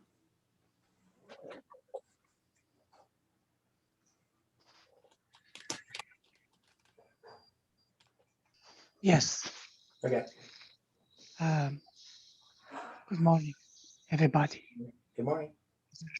and sisters. Well, the writing is, I think, itself explanatory. I see two ways. Those who came from the Arkansas, those who reject the July 18, they went back to see where Jeff was got off track. And I see also in the call of unity, it's the same people that you are leading are going back, examining where Jeff was out of track. That's the procedure I don't buy. Okay, so first, I don't think it's true that the people who rejected it July 18th have gone back and tried to see where Jeff went off track. Anybody else have a comment on that point? Would you say that the group that put out that December 6th, 2020 ultimatum, that they in any way went back and examined how God led us in this movement? No, they didn't. No. In fact, they progressively went back and took waymarks out as they went. So it's a bit like you laying a piece of string to give you direction and then rolling it up as you go. So you have nowhere to go back to. They got to the stage where they rejected nearly everything. All they did is just reject the past. So they didn't examine the past, and they never even had any answers. That is, they didn't compare it to scripture. They just misrepresented what was being taught and then rejected it. So, and it was done without thought, without examination. Now, what we're doing, why is that what God's asked us to do? And Caleb really didn't answer that question. So one is he presented what I believe is a false representation of those who have rejected the message, what they have done. They have not actually examined how God has led us. They just what's that? You cut my speech, brother. I was talking it. You just cut me off. Oh, I didn't hear you. I didn't hear you. No. I was talking, but then you interrupt and I got off speech. Okay. So I can explain anything, but I think the text is explanatory itself, but you can of course interpret because you are free. Thank you. Okay. So I didn't know that I cut you off. I apologize. I didn't hear you speaking. So you're saying it's self-explanatory. So you're saying that, so you did say that those, okay, go on. Can I ask you one question? Yeah. So do you think Jeff Pippenger was God's anointed for the last generation? I think Jeff Pippenger was God's messenger to give the first angel's message, just like William Miller was. Yes, but I was asking do you believe he was God's anointed one for the last generation? Was he anointed? By God for the last generation or to give the first angel's message? Okay, was William Miller, because you're asking a question which is a loaded question, because I don't know what you mean by it. So was William Miller God's appointed messenger for the last generation? Was he? Yes. You say so? Yes. Okay, so And- then Jeff was, if you're saying William Miller was, then you're saying Jeff was too. Yes. So what does that Yes. mean? Well, it means that Jeff was to bring us to the end. Bring us till the end. Okay, did Miller bring us to the end? Yes. Okay. So, but you had said before that Jeff didn't. No. Jeff was supposed to do. No, He no, no. just quit. No, but you said he didn't. So if he's God's appointed messenger to bring us to the end, he brought us to the end. Because do God's appointed messengers fail in their task? Then God raises another one, which he didn't. You see the difference? Yeah. When Miller failed, it was there Ellen White. No, But Jeff Miller, failed. Miller did not fail. So you're saying that Miller failed. No, just a word. Forget that word. When Miller went, when Miller was no more, there was Ellen White Yeah. to continue.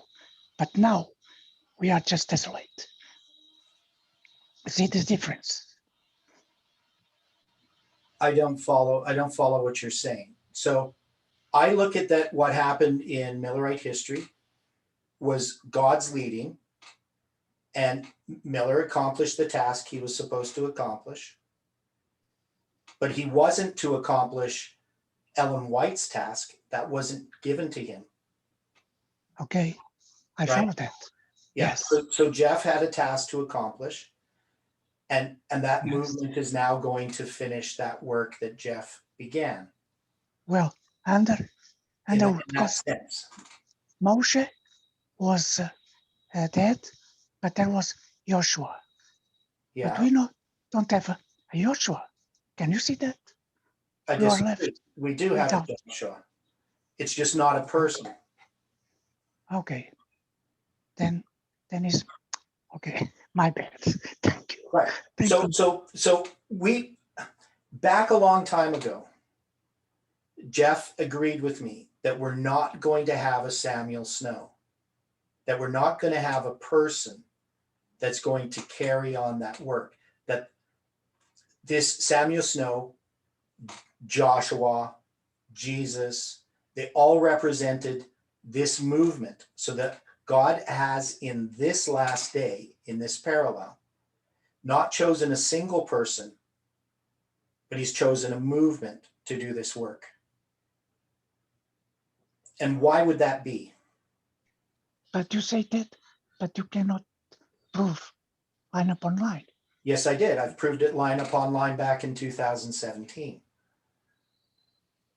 No, because all the way back, you see, God raises a person, and when he discharges a person, he raises another one. Not to just leave people by their own. Understand that? That's just a simple, you're looking at it very superficially. So first, Oh, yeah? you're looking don't at it superficially. So I don't. you're saying because a person was chosen every other time, we have to have a person this time. That's your argument, right? God doesn't change. Yeah. God didn't change. It's not a matter of God changing or not changing. The line itself tells us that we're not going to have a person. This is what we established in 2017 when we studied Samuel Snow's letters. Yeah, but it's not up to us to establish. It's up to God himself. Okay, To establish. God established it in 2017 with the study of Samuel Snow's letters. So God established that we weren't going to have an individual be Samuel Snow.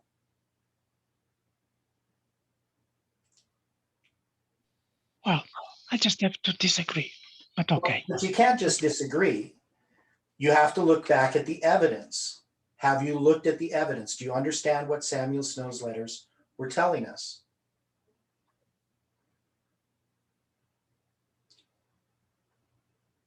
Continue. I'm listening.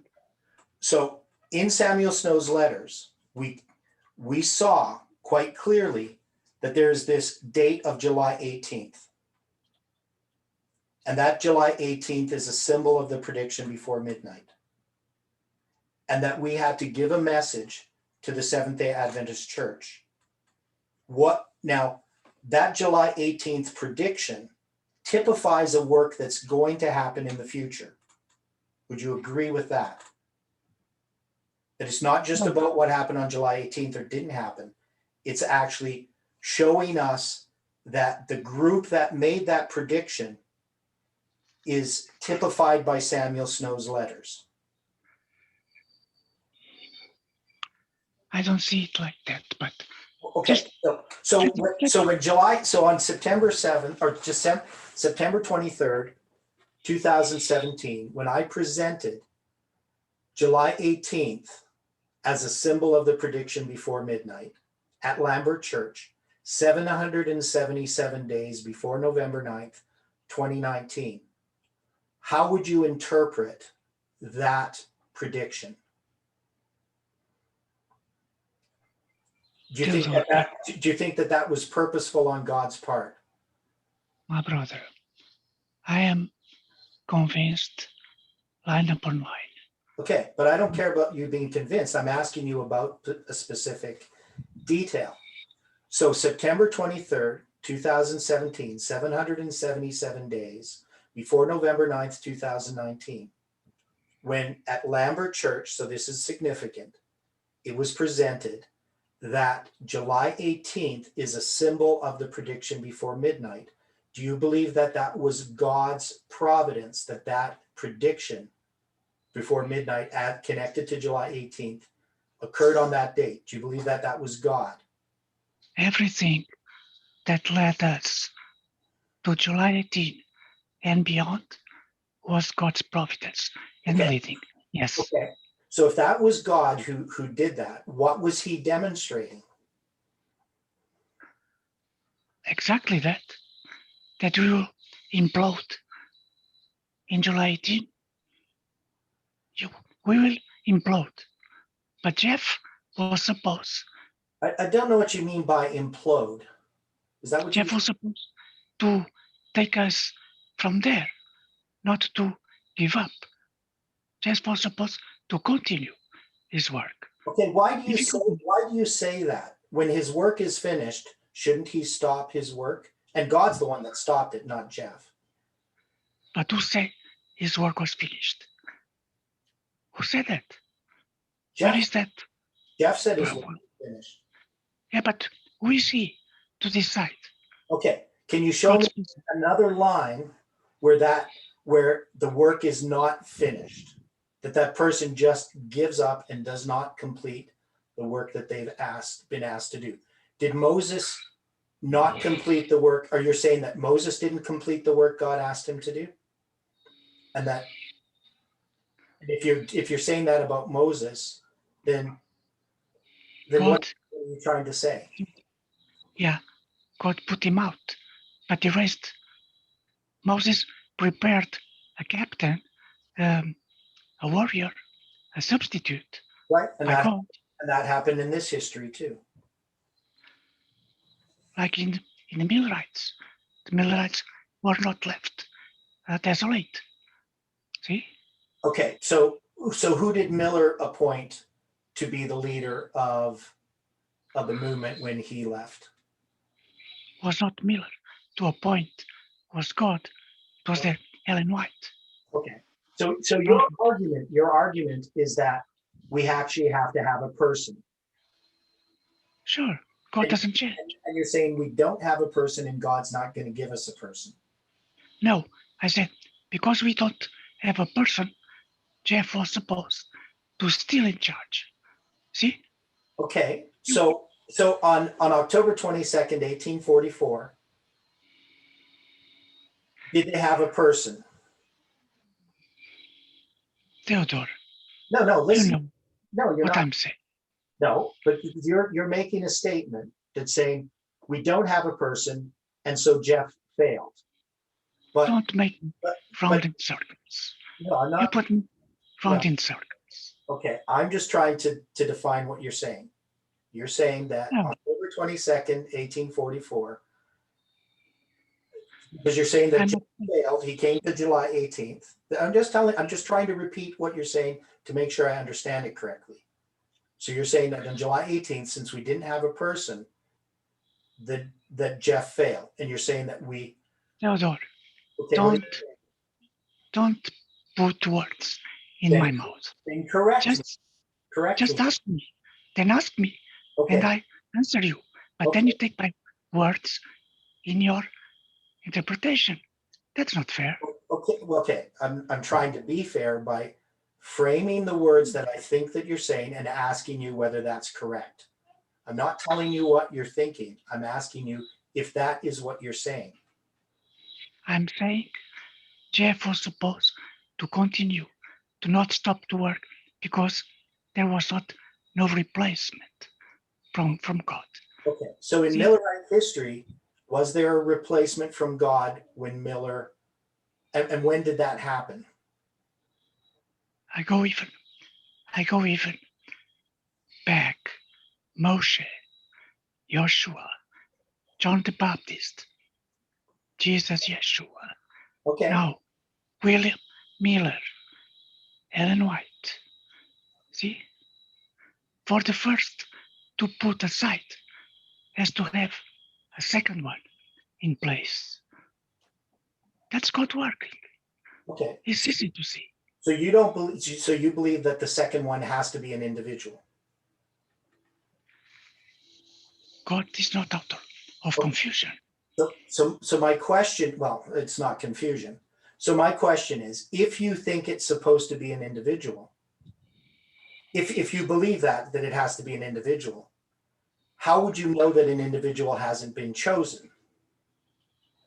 I mean, if you I, believe it's an individual. I will not speculate about that. Okay, so the question that I have though, so you're saying that if God's always done it in the past, why would it not happen the same in the present? That is, it doesn't matter what Jeff decides because it's God who's in control, right? And I so hope so.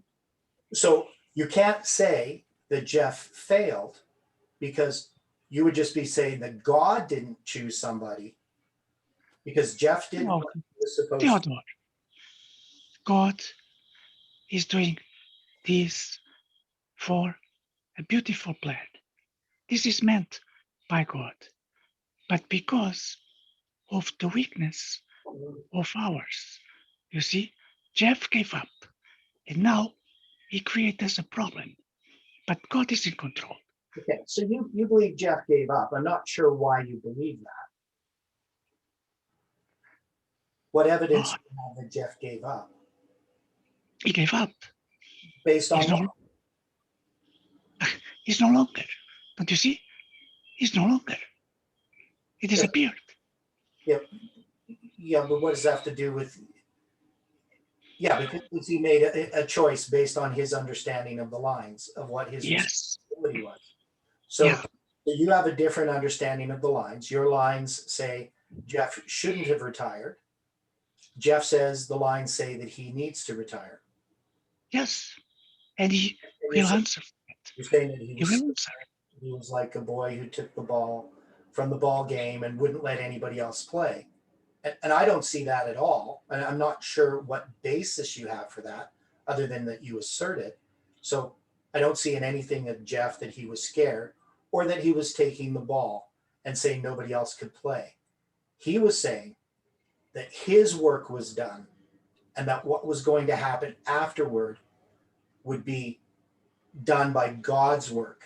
Because Jeff recognized that he was making the same mistakes as Miller, and that if he continued on, he would destroy the work because he can't continue when God has made it clear that he can't continue.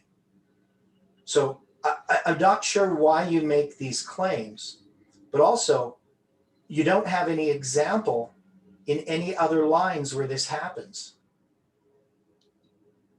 And yours is based on the idea, well, God hasn't chosen another person.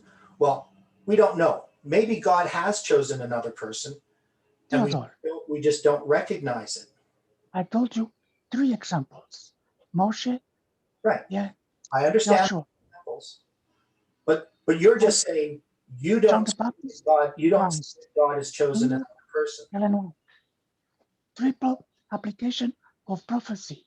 It's a rule in the movement. Okay, and you're saying that we broke that rule. Jeff broke. Okay, you're saying Jeff broke the rule. Do you have an example of any line where the first messenger who's appointed by God breaks that rule? Theodore. No, it's a serious question. I don't know why you have to say my name.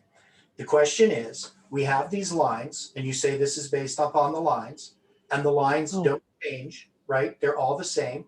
But you're saying that our line is different. In our line, the God-appointed messenger. Our line is not different. Jeff made it different. It's different. But that He means made it's it different. different. It's But not that much we talk that things will be different. Okay. I give you 3 examples. I understand the examples. I don't have problems with that. I'm just saying that, can you show me an example where it becomes different because the first messenger makes it different? Theodore, thank you. I'm tired enough.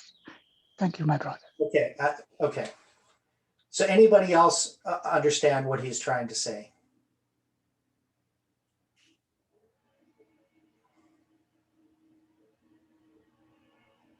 Yeah, I get it, but I'm trying to reorient my thinking. Okay. Because to me, I mean, I keep asking him the same question. He doesn't really answer it. The question is, do we have a line where we can say the first messenger failed to accomplish his task, and that somehow our line is a parallel to that line? That is, Jehoshaphat laid the foundation of the temple and he finished it. We would have to have an example where that. What's that? Yes, Zerubbabel laid the foundation. Yeah, Zerubbabel. Oh yeah, Zerubbabel. Yeah, Zerubbabel laid the foundation and then he finished it. That's what I meant to say. Zerubbabel. So do we have an example that we could use to say we're on a reform line and we have a parallel reform line where the first messenger fails in his task?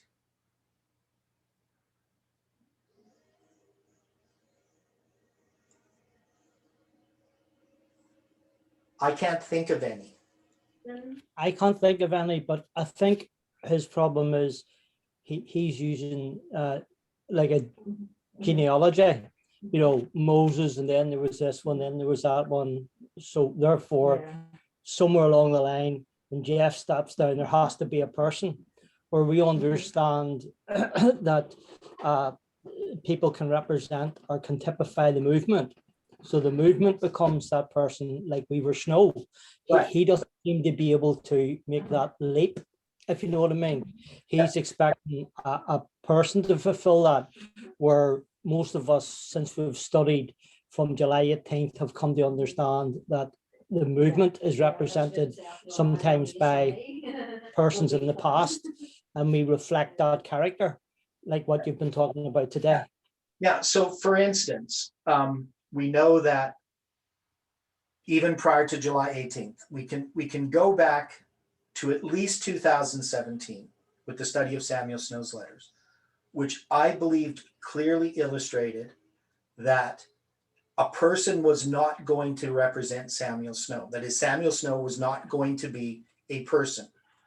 It wasn't going to be Chawatu. It wasn't going to be, Mark Bruce. It wasn't going to be Parminder.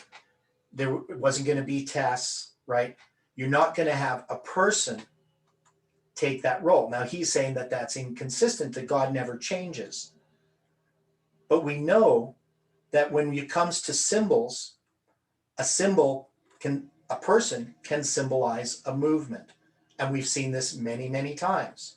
So it's not without precedent.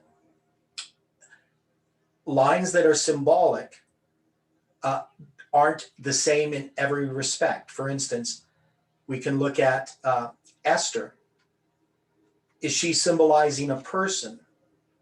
No, she's symbolizing the third angel's message, right? And we know that the messages are not people per se in the final days. So he's making an argument that we need to have a person. But let's say there is a person. Let's say God has chosen a person. Do we have to know now who that person is? And I'm not saying that God has, but let's say if he took that argument. Did Miller know that Ellen White was that person? You guys can answer the questions that I asked him. No. No, so he didn't. So Miller didn't choose a person. God chose a person. And Miller had nothing to do with that choice. So if he wants to have that parallel, we could say God has chosen a person. We just don't know who it is yet. If he really wants to have a person. Now, I believe that there's a danger in looking for a person, and this was shown us clearly.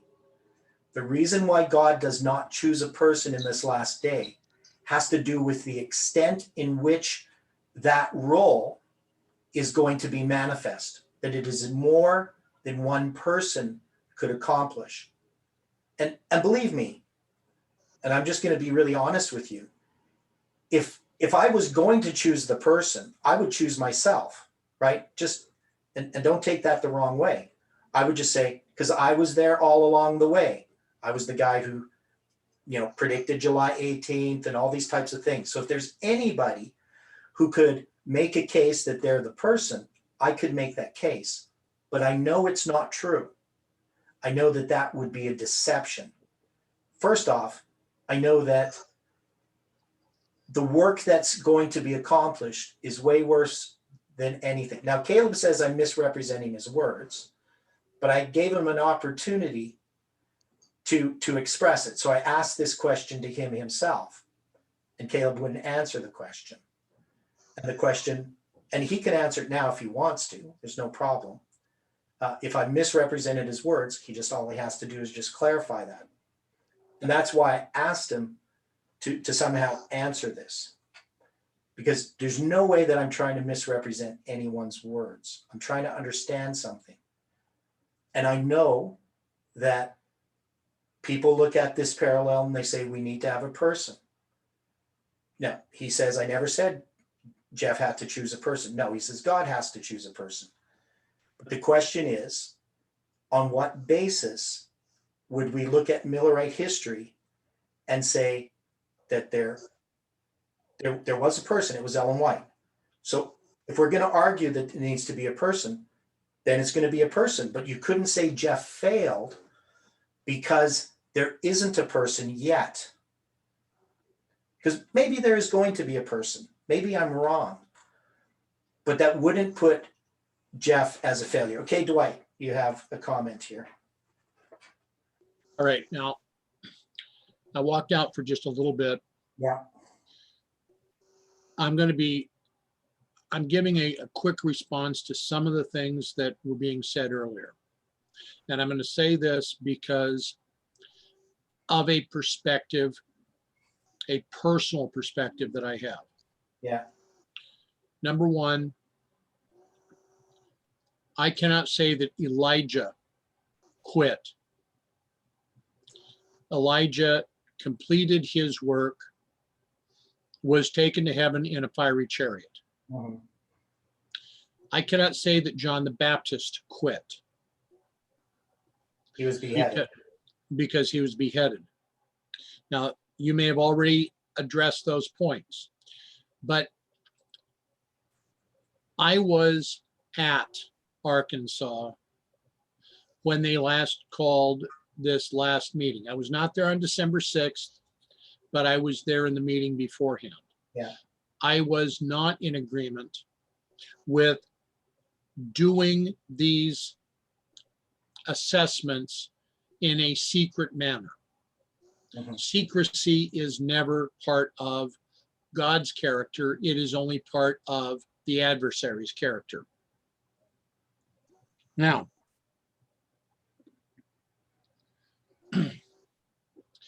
I see your comment but I'm not going to agree with it.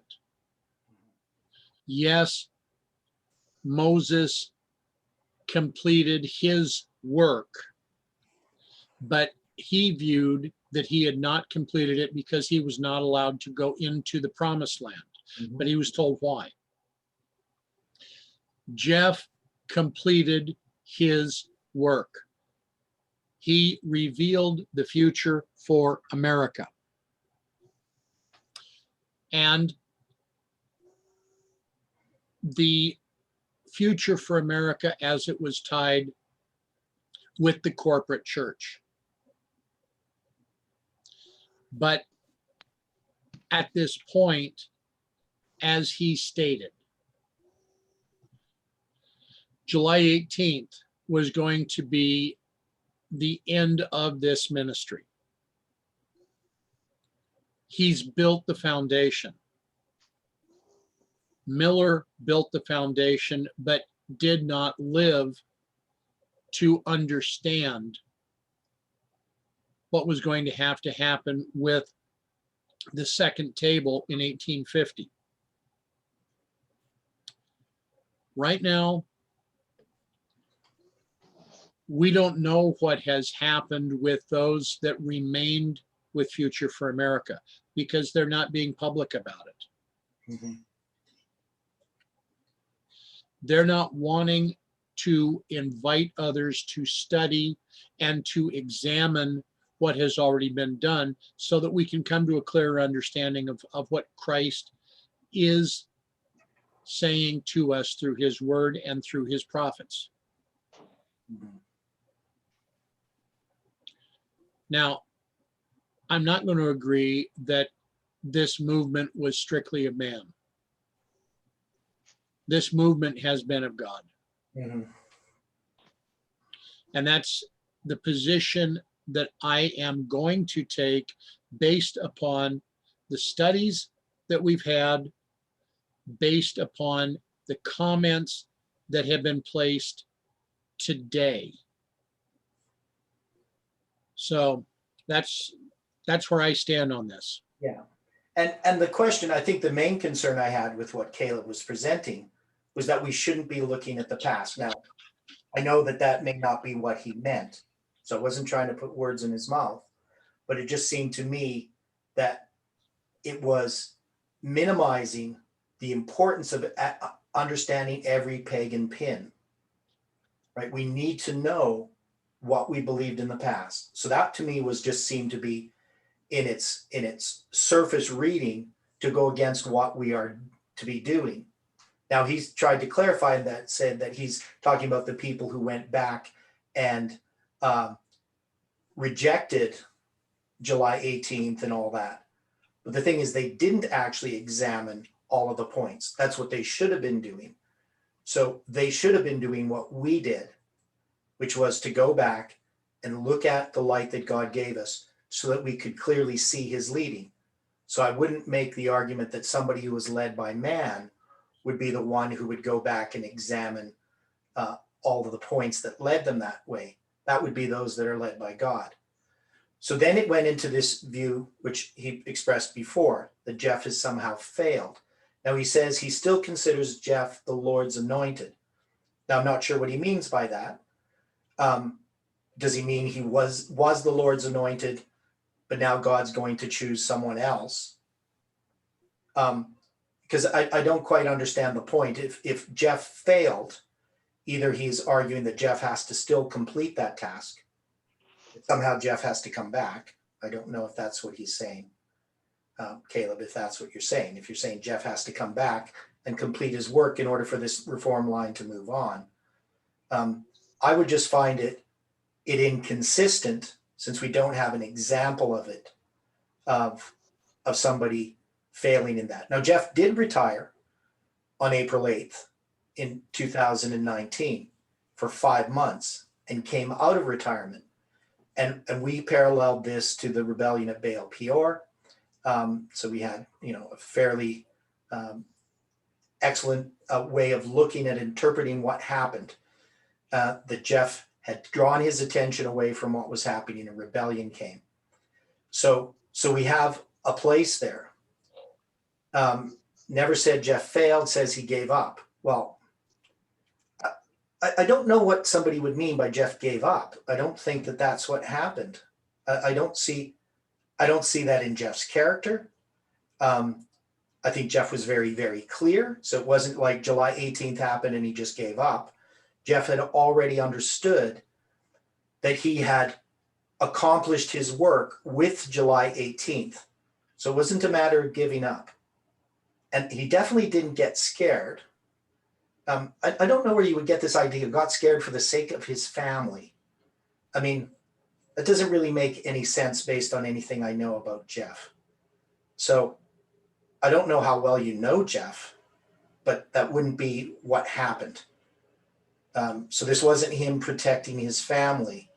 It was something where he recognized quite a bit before, because remember, he retired in 2019 initially. And he came out of retirement because of the rebellion that had happened. And then took up the message that new movement had rejected. He took up July 18th and recognized that that was the capstone work that he had been given to do. So these types of characterizations, one is they can't be proven. I mean, to say that Jeff got scared or that he gave up, these wouldn't be borne out by the facts. I really don't know how to answer those types of comments, because what evidence would we have that Jeff gave up or that he got scared?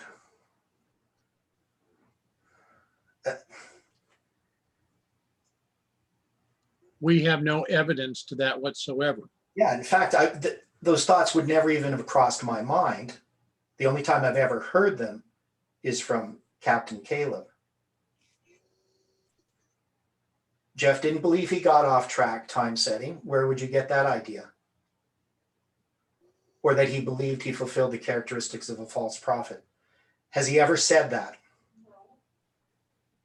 Do you have his words anywhere where Jeff believed that he got off track on time setting, or that he fulfilled the characteristics of a false prophet?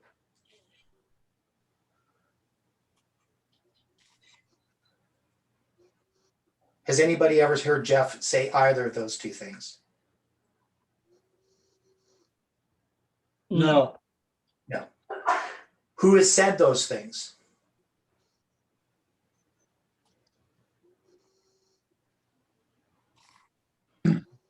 That was an intimation actually by Guy and by Bronwyn. Yes. Okay. So Jeff never said those things. In fact, it's pretty clear that he didn't say those things and didn't think those things.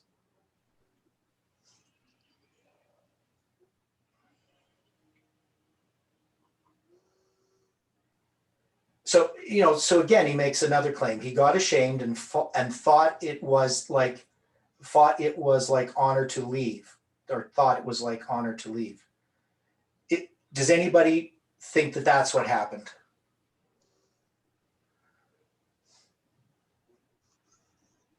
Now, I believe people around him were ashamed, right? But I don't think Jeff was ashamed.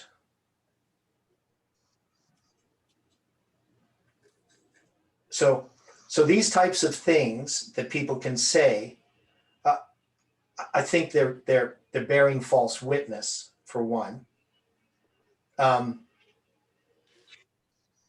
We do know that Jeff believed, because he stated it, and I know somebody wants to get that statement that the directions he gave to the board, but he believed that that he had to step down. What was the reason that he gave that he had to step down?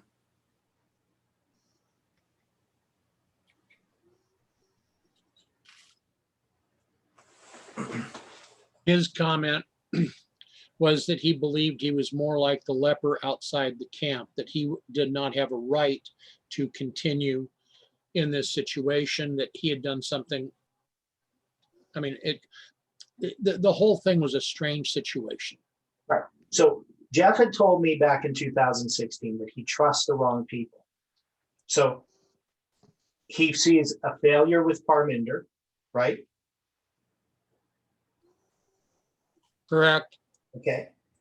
And so his there's this lack of discernment that he has, that he's in a sense compromised, that he started to trust the wrong people, which he's always has done, right? Because he told me about name after name of people that he trusted and how those people betrayed him and failed him. And he says, I always trust the wrong people. And he did it again with Parminder. And remember, after September 7th, 2019, he said, by the choice of Parminder, he had disqualified himself to lead this movement. Does anybody remember that? Yep. Yes. Right. And he was correct, because he was no longer in charge of the movement. And the message that he gave on July 18th was a message that had been given earlier, and it was under God's direction. Now, Jeff was able to recognize that that message was from God, and he was able to complete the task in giving that warning to Nashville. But once that was done, was there anything that Jeff was supposed to accomplish? What was he supposed to do? If we look at where we are on the line, does he have a task after July 18th that he now needs to accomplish? No. Yeah, we would say no, there is no task that he needs to accomplish, right? Now, his ability to step back and allow the movement to be led by God, I think takes a great deal of humility.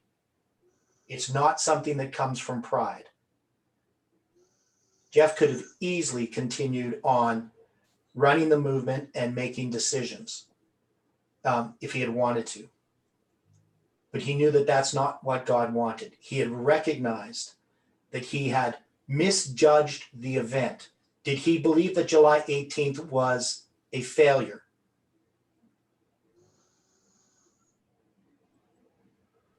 No, he didn't believe it was a failure. No. The event was, but not the. Right. He knew he was wrong about the event, but he did not believe that he was wrong in making that prediction and giving that warning.